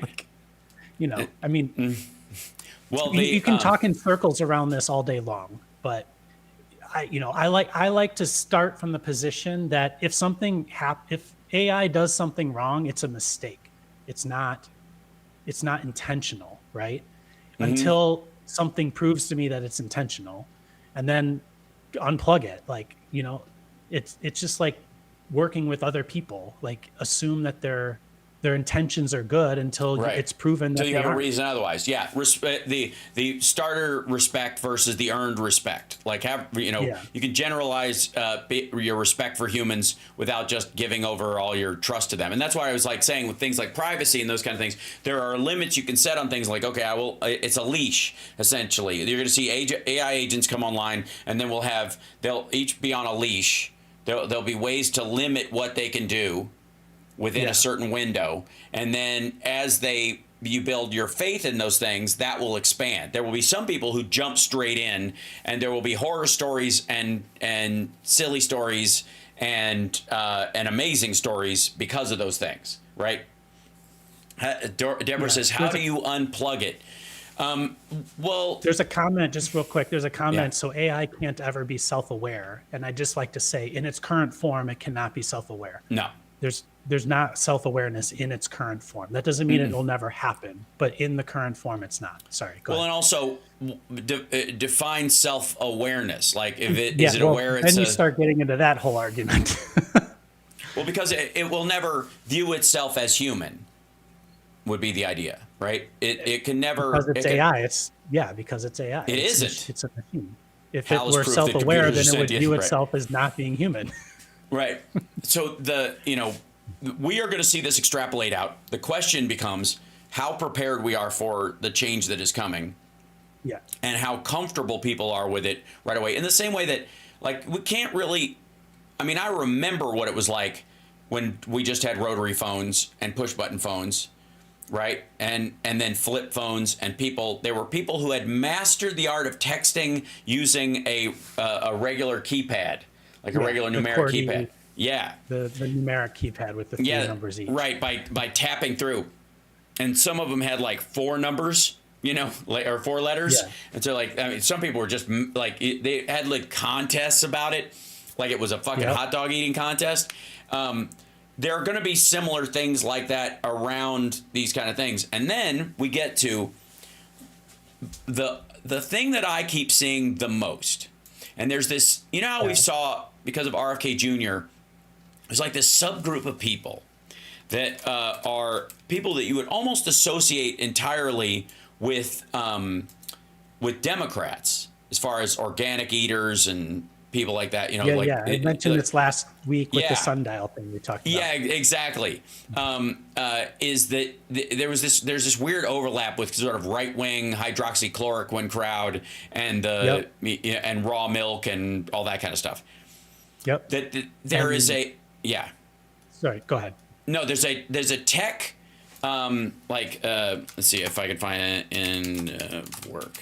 There's this odd overlap of people who are very, right-wing, almost hyper-capitalists, you could argue, Okay. just all in on private capital, private equity, the growth of technological companies and all this stuff, that they should be able to just build whatever they want, but to the end that nobody ever works again.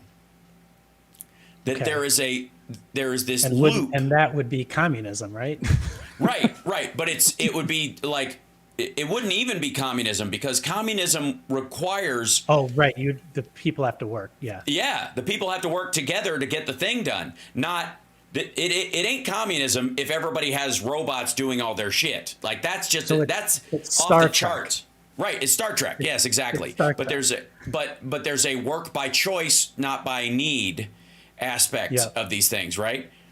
And Well, there's they sort of, Star Trek sort of made it into like the desire for discovery, like the desire to like learn. And so in that end, or to like communicate with other people that they didn't know who existed before. Whereas what you're talking about is a little bit different. Like if you literally had no purpose, there was no reason to do physical labor, then what? Right. What do we do? What's our life What do about? we do? Do you need Exactly. do you need a task to give your life worth? Do you need, what is, and then, what we hear a lot of times is the same thing that went with the automation of factory lines. What do we do with all these idle motherfuckers who are, their lives have been physical up to this point and they have been replaced? Do we just become a world of like drugs, prostitution, and distraction? Right? Because you don't have to do anything. Like that's where this, now we're way far away from that. I mean, arguably there's some people who live in that space already, but as far as it being Joe the norm, Rogan? yeah, right. As far as it being like the norm worldwide, but it is an aspect, I would argue, of the reality that is coming to a certain extent, because let's say, we've had Bernie Sanders and others talk about dropping the 40-hour work week to 35 hours or 30 hours. You've even had, on the other end, Musk and his crowd saying 80-hour work weeks, that there shouldn't be a limit. They're saying that right about the time when, if robots or whatever AI are doing half the work, 30% of it, then it'll just mean humans are working the same hours, just getting more productive because the AI that they're in charge of runs longer and does shit during more hours. So there's got to be more humans in the loop to go, okay, yes, okay, no. But there is a line that we're going to cross where a good portion of people have a lot more free time. Right. What do they do with that? I mean, do we become a world of hobbyist tinkerers? Do we become, does everybody finally have time to learn to play the piano and speak Spanish at the same time? More than that, like, how do you monetize this thing that you're talking about? Like, Right. what is if monetization is the thing? So in our, I put a pin in that because I have a thought. okay, in our machine shop, again, like I use that as an example because the standard concept for how a machine shop works is that you have like an operator, and there's a person standing in front of the machine from like 9 to 5, let's say, or 7 to 3 or whatever, and the machine's running while that person is there. But in the future now, like, in what you really want is you just want the machine running. You don't necessarily have to have a person standing in front of it. It should just go and do its thing. So what we've started to like articulate is the person who's in charge of that machine, and they can be in charge of more than one, their job is simply to make sure it never stops. Yes. So how you accomplish that? We don't care. You can be here, you can be at home, you can be down the street at McDonald's. Like, we don't care. As long as there's a light on that says it's going, that's all we care about.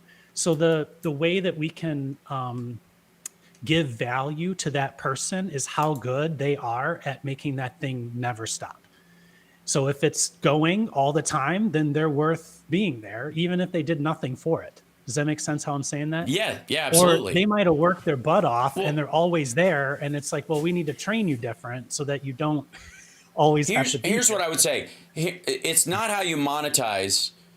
It's how you will demonetize things, because I have. That's a good way to think about it. You know You're what I right. mean? We're not talking about how you'll make money off this stuff. It's that you'll stop spending money on stuff, and that money Right. will go elsewhere. So you don't have to spend it on these things anymore automatically, and that will be true of consumers as well. Because let's say a company can make something using automation and robots and all that kind of stuff, and it lowers the price of it because it operates 24/7. They have plenty of stuff, plenty of materials to make it with, and it's no skin off their nose, so their profit margin can still exist, but their output costs drop through the floor. And everybody Yeah. knows it because everybody's doing the exact same fucking thing. So you have unique products that people are interested in and want to have, that are made by somebody else, that require their creativity, or their creativity co-piloted with an AI or something like that, or whatever their design is. But you go, oh, that's a great toy, or that's a great movie idea, or that's a great aspect of, or you can now, a company will cosplay you off anything you like or whatever. The cost of doing that is now not $1,000 for, just a really good Iron Man helmet that fits your head, but $250, because it's material cost plus the profit that the person who put the effort into making it all happen. So instead of like, how do we sell this automation stuff to everybody?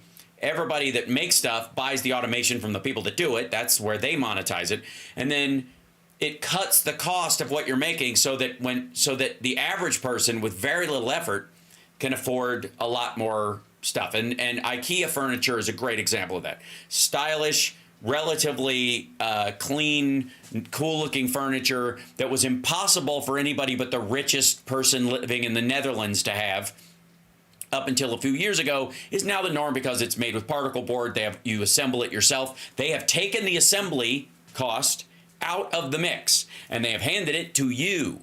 And so let's say instead of doing that, you can buy IKEA furniture whole, but a robot puts it together for you, right? It's the same situation. So now, does that extrapolate to every other thing that you buy? Right. And to add to that, they also went to China to make it. Yes. And then when China became difficult to deal with, they still make a lot of it there. They started moving to other places like Eastern Europe and other, like the Philippines or Right. Malaysia or something like that. But in my mind, and we've talked about this before, that choice is similar to the choice of choosing to automate with robots, like choosing not to make it in the Netherlands. Is that where IKEA is? No, Sweden, right? Yeah. Instead of making it in Sweden, they chose to go to China because the labor is cheaper. Nothing says they couldn't make it in Sweden with robots and get to the same place. Right. Exactly. But you're absolutely right in the sense of you've talked a lot about like moving American manufacturing to China. It eliminated jobs, but it also decreased the cost of technology, or it increased it decreased the cost of living in the sense that you have more for less, and Think of the who cost had of a living flat hasn't screen. decreased. Who could afford a flat screen TV in the 90s versus who has a flat screen now? Right. So a similar kind of thing, but it's going to be more disruptive, happens once you start automating goods, like things that you currently have to pay for. If they become effectively free, then you're actually demonetizing, as you say. So your cost of living goes down simply by the fact that the goods that you need to live are less. Right. Sorry, I lost my train of thought. Go ahead. No, but yeah, that's exactly it, though. I've said for a long time that technology is inherently deflationary. It automatically goes down. It gains in speed and capability because that is the nature of its advancement. That's how it shows advance. Same thing with cars. Look at a Model A versus any car you could buy today. The features available and the availability to the average person compared to when cars first started. This rickety fucking tractor that had 4 seats in it, and you had to wear, it didn't even have a windshield, so you had to wear goggles like you were in Chitty Chitty Bang Bang, and because at 8 miles an hour a bug might fly in your eye and you would crash this thing that only 35 people in your town had max, and they were all the richest or the most tinkery, right? Yes, Model A did not have backup cameras or Sirius XM built in, right? And so think about It also didn't have seat belts. what portion of your work life, how long you would have to work and how long your family would have had to work, or what resources they would have to have access to buy a car when they first came out. Now think of, let's say you just need a car for transportation. It can be a decade old and you don't really care. How much work would you have to put into a job to buy a $6,000 or $5,000 relative beater that even now has backup cameras, airbags, a decent radio, the tires are still good for a while? Part of what has increased the value or the cost of an old car is the fact that they last longer. So Right. you're not making it's not because they made it cheaper, it's because it lasted longer and they don't Right. need to make another one. Yeah. So these are all part of the equation. Last week I talked about a robot. We were talking about how much a robot would cost. Like, let's say you had a robot butler or a robot Right. health assistant for your older parents or something like that. The robot is in our current way of thinking about money. A robot would cost whatever the alternative the alternative way to accomplish the goal is. So if you needed a person to help your mother or father in their house so that they don't have to go to assisted care, how much would that person cost 24 hours a day? And in theory, the robot would cost that much, right? So, but in order to, so usually a product is you make it for a certain amount of money, let's say $1. You then sell it to a retailer for $2, and then the retailer sells it for $4. And that's just margins in general. Like, there's a lot more building on margins, but let's just say for the sake of talking, it's doubled twice, right?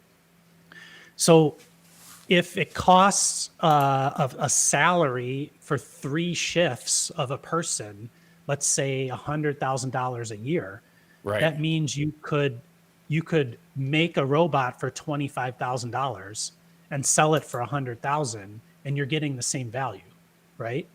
But robots aren't that robot. By the time we get to a robot being able to do that, that thing's going to cost like $5,000. Right. Well, and to that point, such a great point. A nurse practitioner that lives with your parent 24/7. Okay, this is their point. $50,000 a year, $75,000 a year, whatever. Let's go $75,000 a year. That's what this person makes. That's when room and board is paid for in home. There's food in the fridge. They live basically with them. That. Right. Yeah, it's cheap to say it's $100,000. Right. But let's just say $75,000 is their salary for the years. Okay. And then the robot that it's designed that does the same thing, but can be awake 24 hours, costs right now, I think $46,000 is the top end walking robot that I've seen that's sort of commercially. This is the shitty Chinese one that we saw at CES.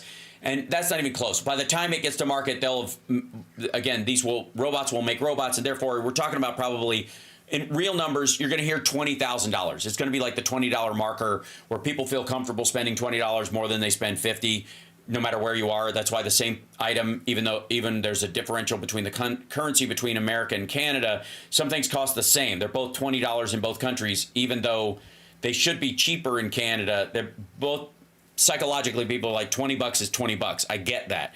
So $20,000 or $25,000 for a robot seems like, oh my God, that's pretty reasonable. It's still a lot. So you think I'm getting something expensive. It's literally priced up slightly, so you feel like it's an investment, so you won't fuck around with it and destroy it. But let's say $25,000, and this person is at $75,000. Okay. Over time, the price and value, the price of this robot goes down, and the quality either maintains or goes up. It usually will correspond with going up. The person, no matter who they are, their value will maintain the same. This person isn't going to develop a brand new massive skill and eyes in the back of their head because they went to bed one night and woke up the next morning being able to like sense your pulse from across the room. and their value is going to maintain, but their price is going to go up because with the cost of living and other stuff that's going on, whatever is around them, they're going to need more money. That person who's living with you in the house is going to make $75,000. Maybe they get a raise the next year, and a raise the year after that, and a raise the year after that. And that's why this is inevitable, because there are certain areas where most people can't afford to live in person like that, period. Never would have access to that in a million years. Never have that $75,000 to start. Never have that as a potential. Just priced out of it, right? But a secondhand robot that somebody had for 8 years and then is still great, but isn't the top of the line thing or whatever, you might buy it used like you would a car, and you get $6,000 because you're worried about one of your parents walking around the house, late at night or whatever. You're like, oh, I bought this used one and we gave it a new update, and I put a hat on it because my dad thinks that's hilarious, and he walks around the house and makes sure everything's fine. That value, that's a reused robot. And it provides a service that not only will get better and cheaper over time, but will also be something, and I can't stress this enough, something that right now most people can't afford. I can't afford a butler. You can't afford a butler or a housekeeper or a maid that picks up after you. And think of all the time you spend doing laundry, the time you spend cleaning dishes. Now, you might want to do that, and that's fine. You might feel like this is how I center myself and I remind myself that I'm home. That's cool. That might even become more important as we outsource some of these things. But there is going to be a huge change when the relative average person will have a robot that can do 40% of home tasks. Right. Absolutely. Nick 56 Nick Rich said robots as home care is decades away. He's absolutely wrong about that. Yeah. Sorry, Nick. So right now, I mean, the reason Theros, is that the name of the company where the dot of blood told you everything you need to know? Thanos. Yes, Theros. Thanos was the evil guy who snapped his fingers. Theros, yes, is the Theros. So she lied about Theros. Yeah. So what everybody's doing in that field of like medical devices is they're trying to get you to not go to a doctor anymore, but you literally will go to like a vending machine or like the blood pressure cup at Walgreens or CVS. Like the vision is you want to just go sit down in that thing and you're going to interact with it. It might take a drop of blood or take vitals or however it does it. And it will give you information that you need to know to do whatever. Like, oh, go to the emergency room now, or you just need like an aspirin, right? Like, and everything in between. They're trying to get there now, and they're pretty close. Yeah. They're pretty close to being able to do a lot of things. And so and with robotics and medical industry effectively trying to get to the point where you don't have to go see a person to get the majority of the things you need done.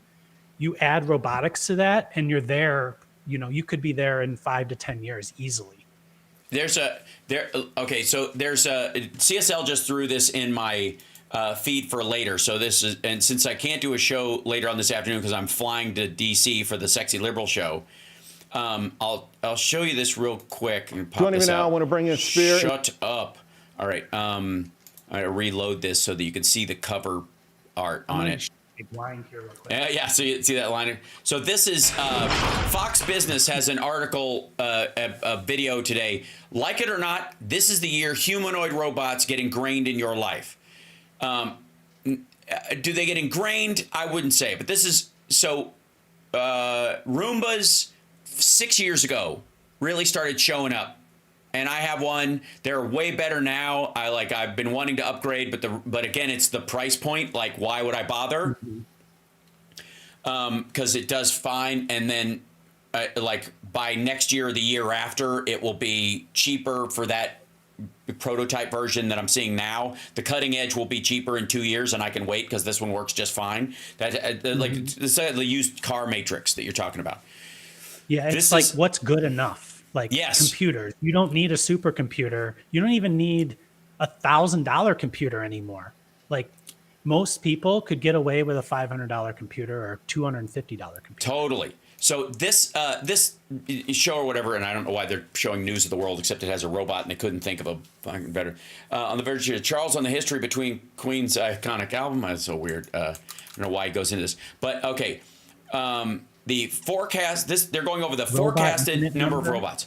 Yeah, robot unit number in millions, forecast by type. First one being autonomous vehicles. 2024, there'll be 27 versions, 34, then 126, then 60%. Domestic cleaning robots, there are 286 right now. That would be the Roombas. Then 326, then 541 by 2030. Humanoids 00, and then 1 by 2030. Every household will have 1. I guess this is a statistic. Drones obviously are off the charts. There'll be a lot more of these. I think this might be in thousands. This is a city GPS number. I got to look up I hate when they fucking millions in parentheses at the top. Yeah, in millions. So under 1 million humanoids in 2024, under 1 million in 2025, and then 1 million by 2030, which is about the progress that we've seen. Food service robots, 003. Okay, wait. Whoa, hold on. So I'll show you this real quick. This, if this gives you any indication, and by the way, 56 Rich isn't completely off in that a robot that's like, hello, grandma, how you doing, blah, blah, blah, is ways off. But one of those, having a Boston Dynamics type dog walking around that checks in on them as a primary before they have one that's humanoid that interacts with them will be, that might be second tier, but there are a lot of ways to do the job, if that makes sense. Yeah, like you got to sort of like wrap your head around the possibilities of what a robot actually is, right? So yes, if you're, it could literally be like technology added to the bed where they sleep. See that robot? Little service robot? I don't know if you can see that on there. I'm pulling up on the screen. Yeah, where it delivers to a table, maybe? Yeah. That's at a Denny's on Blue Diamond here in Vegas. That's not at a casino. That's at a fucking run-of-the-mill Denny's in a... Think about that. It's a fucking Denny's. It's not like some fancy restaurant or a hotel where it delivers it to your room, any of that stuff. It's a Denny's. There's a robot in Denny's now. There's already screens. What is it at? Not McDonald's. Not McDonald's. It's like Chili's or something like that, where they have a screen Panera? on every table. Oh yeah. Chili's do that. There's plenty of restaurants. They have a screen on your table. You literally, type in what you want. You order at the table. Your kids play a game on it while you wait, and then the server brings you the stuff. Yeah. You just stick that same technology onto a robot that can just go from table to table with a shelf on it. Yeah. And you've completely replaced the server. Yeah. Right? Like absolutely. Again, this is these things and like it gets there really fast is my point. It gets there so fucking fast. And like I said, if they're already in Denny's, think about the people who go to Denny's and their comfort level with this kind of technology and the like, and understand that those folks are going to escalate into this faster than people even realize, and it'll be normal. You're like, it'll be cute at first, it'll be interesting later, there'll be a little bit scary, and then it'll be background. Like you just will assume this, it's a place, and then restaurants will get ahead by hiring people based on personality and that kind of stuff, because they will be like, welcome to Cracker Barrel, where you can, for an extra premium, you can talk to a person, right? You're going to have a real human being, right? That already happens with self-checkouts. Like there's a certain group of people that are like, I want to talk to a person. And the other group of people is, I don't want to talk to a person. Yes, right. Exactly. So this is in the millions in this 2030 thing, but they're like under 1 million food and grocery delivery robots. These are I've shown footage of this, but there are these ones that run around West Hollywood in LA that serve food, that have little googly eyes on them, that run around. They're like a little bin, and they put googly eyes on them because the crazy homeless people think they're cute and don't attack them. Mm-hmm. That's really why they did it. Like otherwise they would just roll around or whatever, but they have eyes on them to make them adorable, so people don't feel the need to hit them with a sledgehammer. But it's basically it can recognize people, human beings, cars, animals, so it doesn't run over people, and it will stop until you pass, and then it will take off and all that kind of stuff. And it goes to the address and drops off the stuff, and you get your stuff out, and then it goes back and picks up other things. And it's not in traffic. It's not a car added to all that gas, all that stuff added to the environment to get a food delivery from here to there, which you would need an Uber driver to do or something, right? A much bigger thing. It's way smaller. So the carrying robot thing, which is in, there's a mix of these things. They're saying 1 million by this year. And we're close to, that means they're under 1 million now, and so far, but they'll be up to 1 million, and then 6 million by 2030. Yeah. And and then way 18 million this, 5 years later. I think it'll actually be a higher, more exponential curve even than that. Yeah, a good way to think about this, I think, I just thought of this, is so we think of like, well, the ultimate extension of robotic car is a self-driving car, right? And there are plenty of people working on self-driving cars. But the components that go into making a self-driving car work, they're in not everybody's, but any new car practically now has lane. It'll stay in its lane. Yep. It'll brake if you come up on something. So it has radar in the front and it's got a camera. It will tell you if somebody's in your blind spots. I'm just coming up with a few things. There's some that self-park.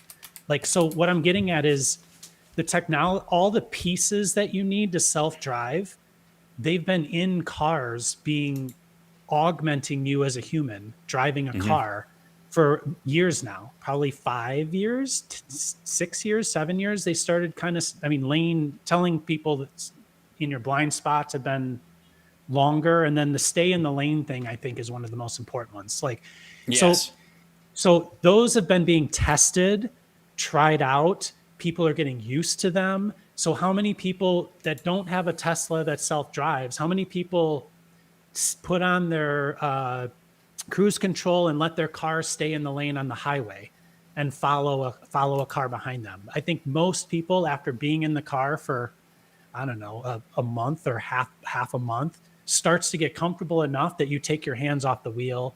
And then the next step is you start looking at your phone and you start to trust that car is not going to crash, right? Or you trust that in certain situations, you can take your eyes off the thing.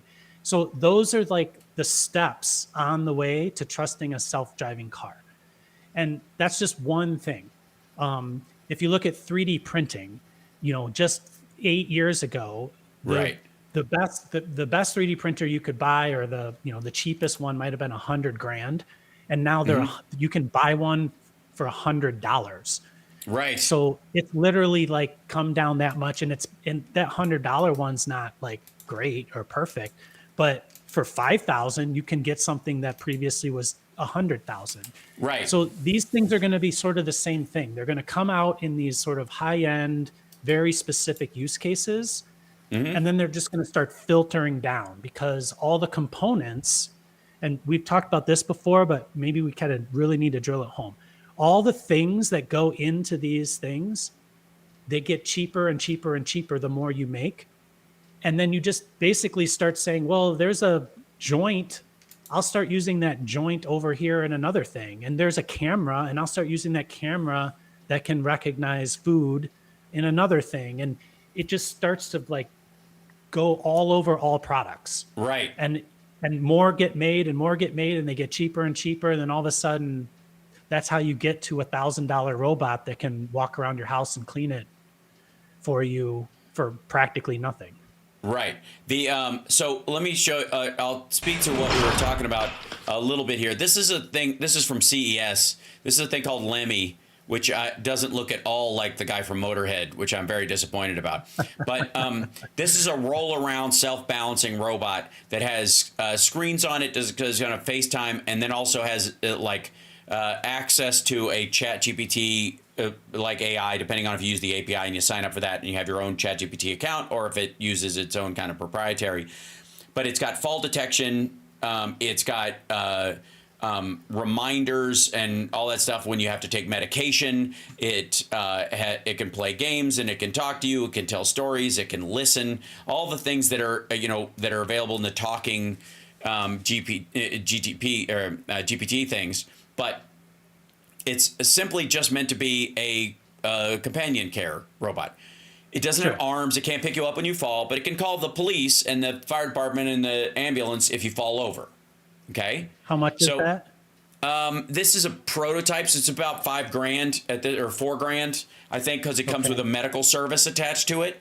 This is just a baseline. This is the first one of it. Like, this is their first product, which means it will cut in half later on. What they're trying to do is sell it to insurance, because this is one of those that comes with that. There are at CES there were a few dozen of these kind of things that were available as like companion robots. The silliest one. That's basically like a Segway.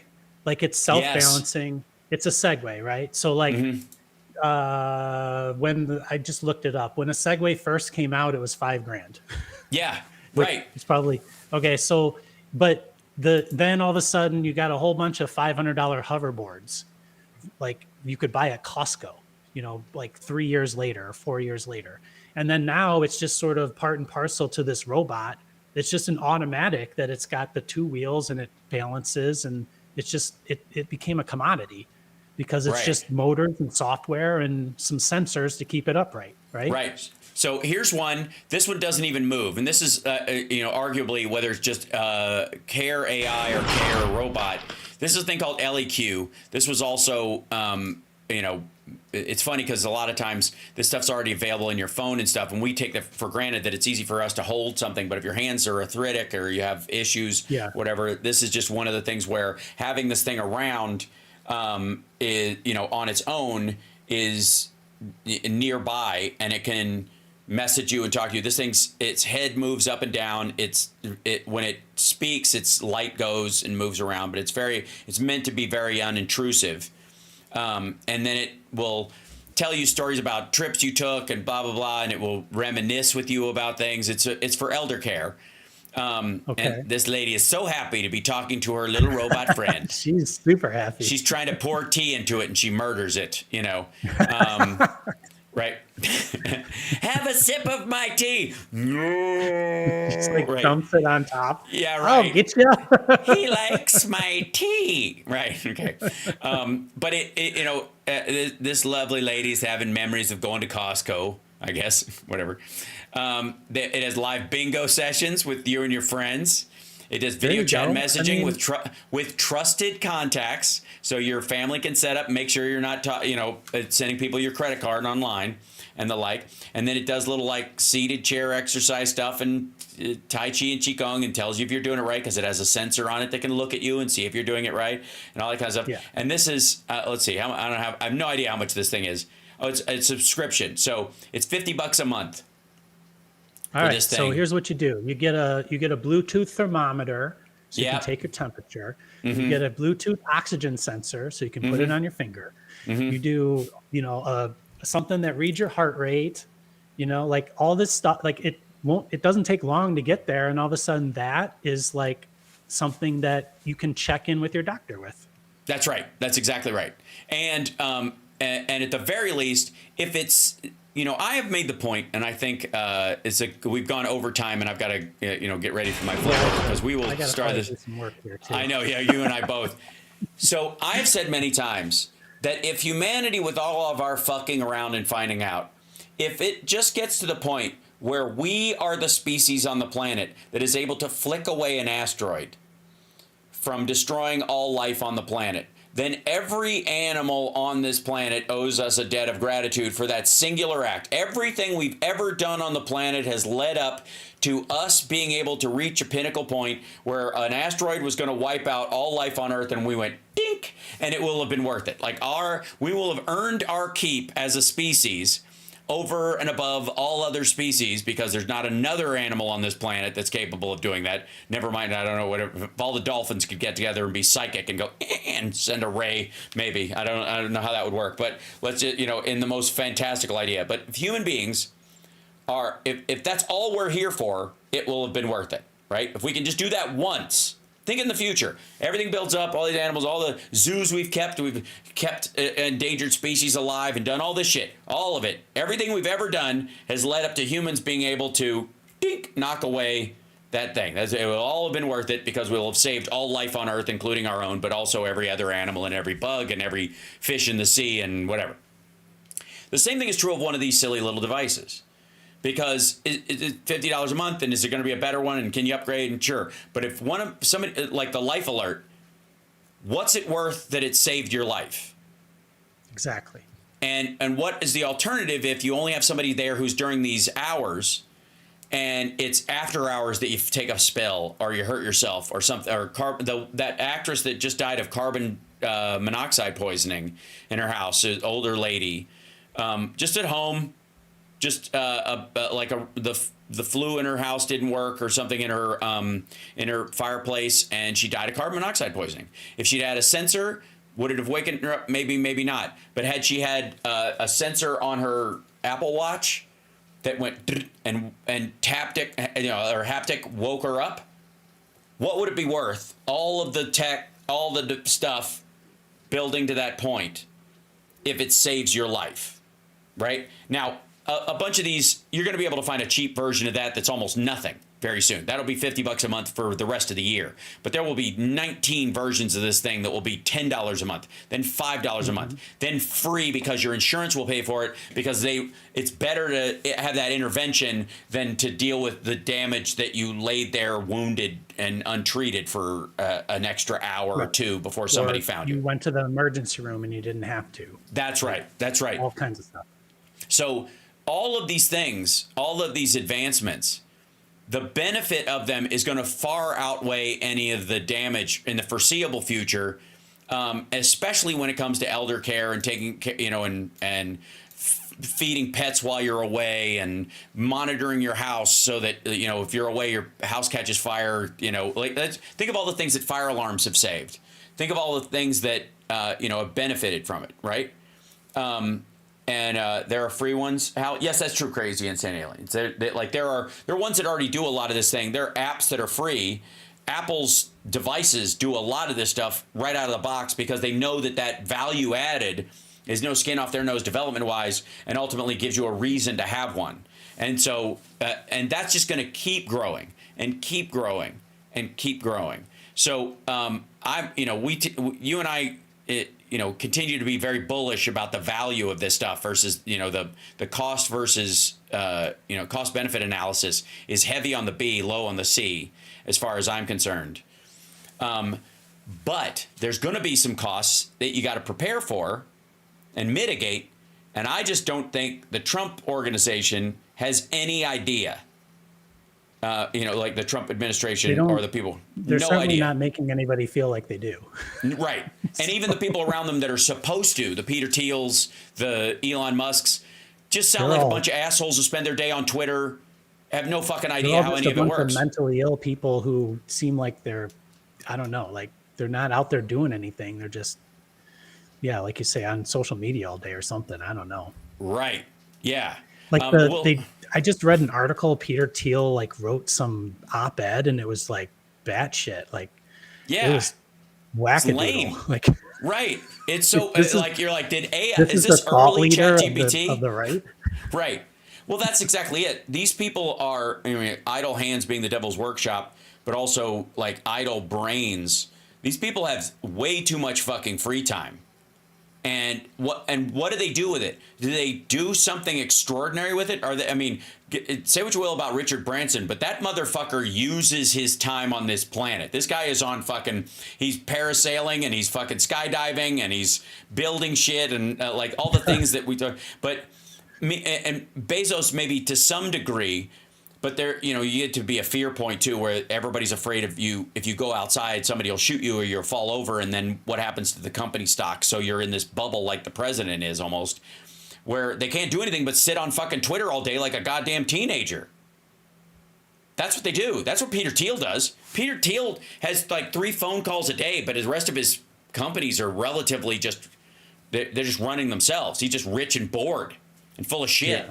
And so the right calls an influencer who does that lazy and worthless, and then Right. they call Peter Thiel a genius. Yeah, because he's given himself a lifestyle where he doesn't really have to work.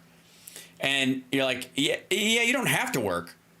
But what you do with your time when you're not working does define who you are. And apparently these guys are just self-involved dickheads.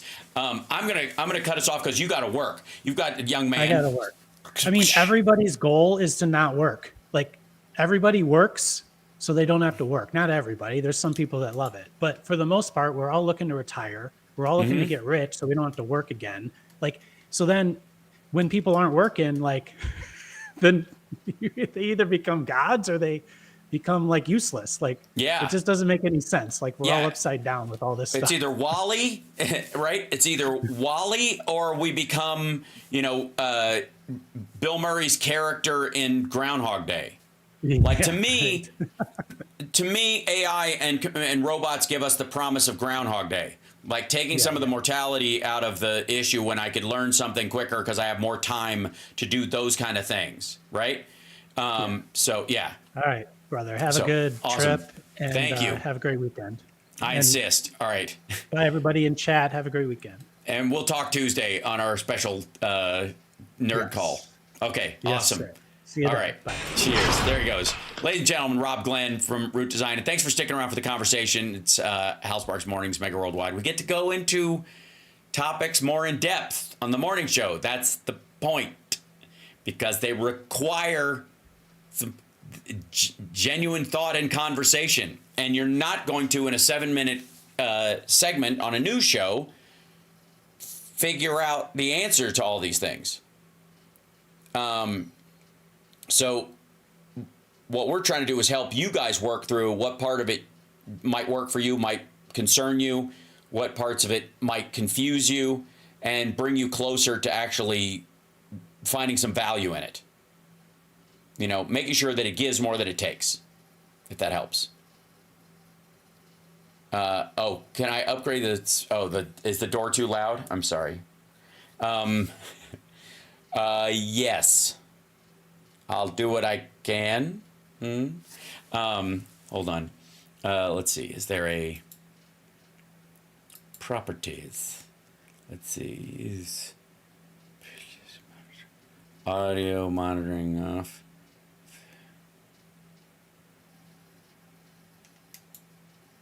Let's see. Monitor only. Use harder to cut. Transitions. I'll see if I could just make a silent one. It won't allow me to change the volume in here, which is very weird.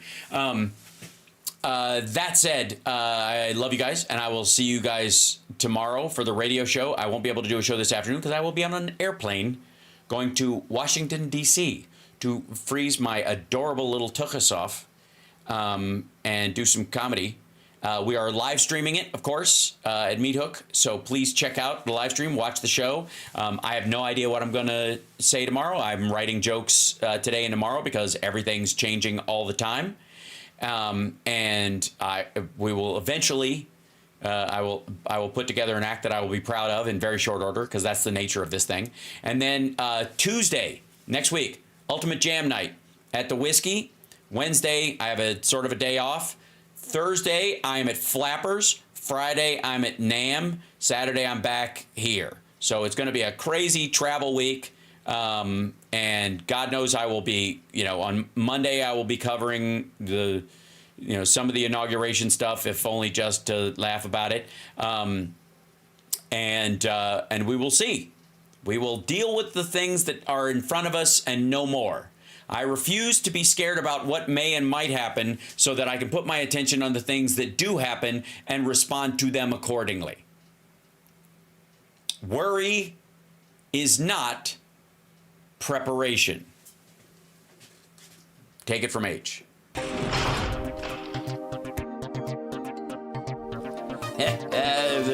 right, I love you guys. Hit the like.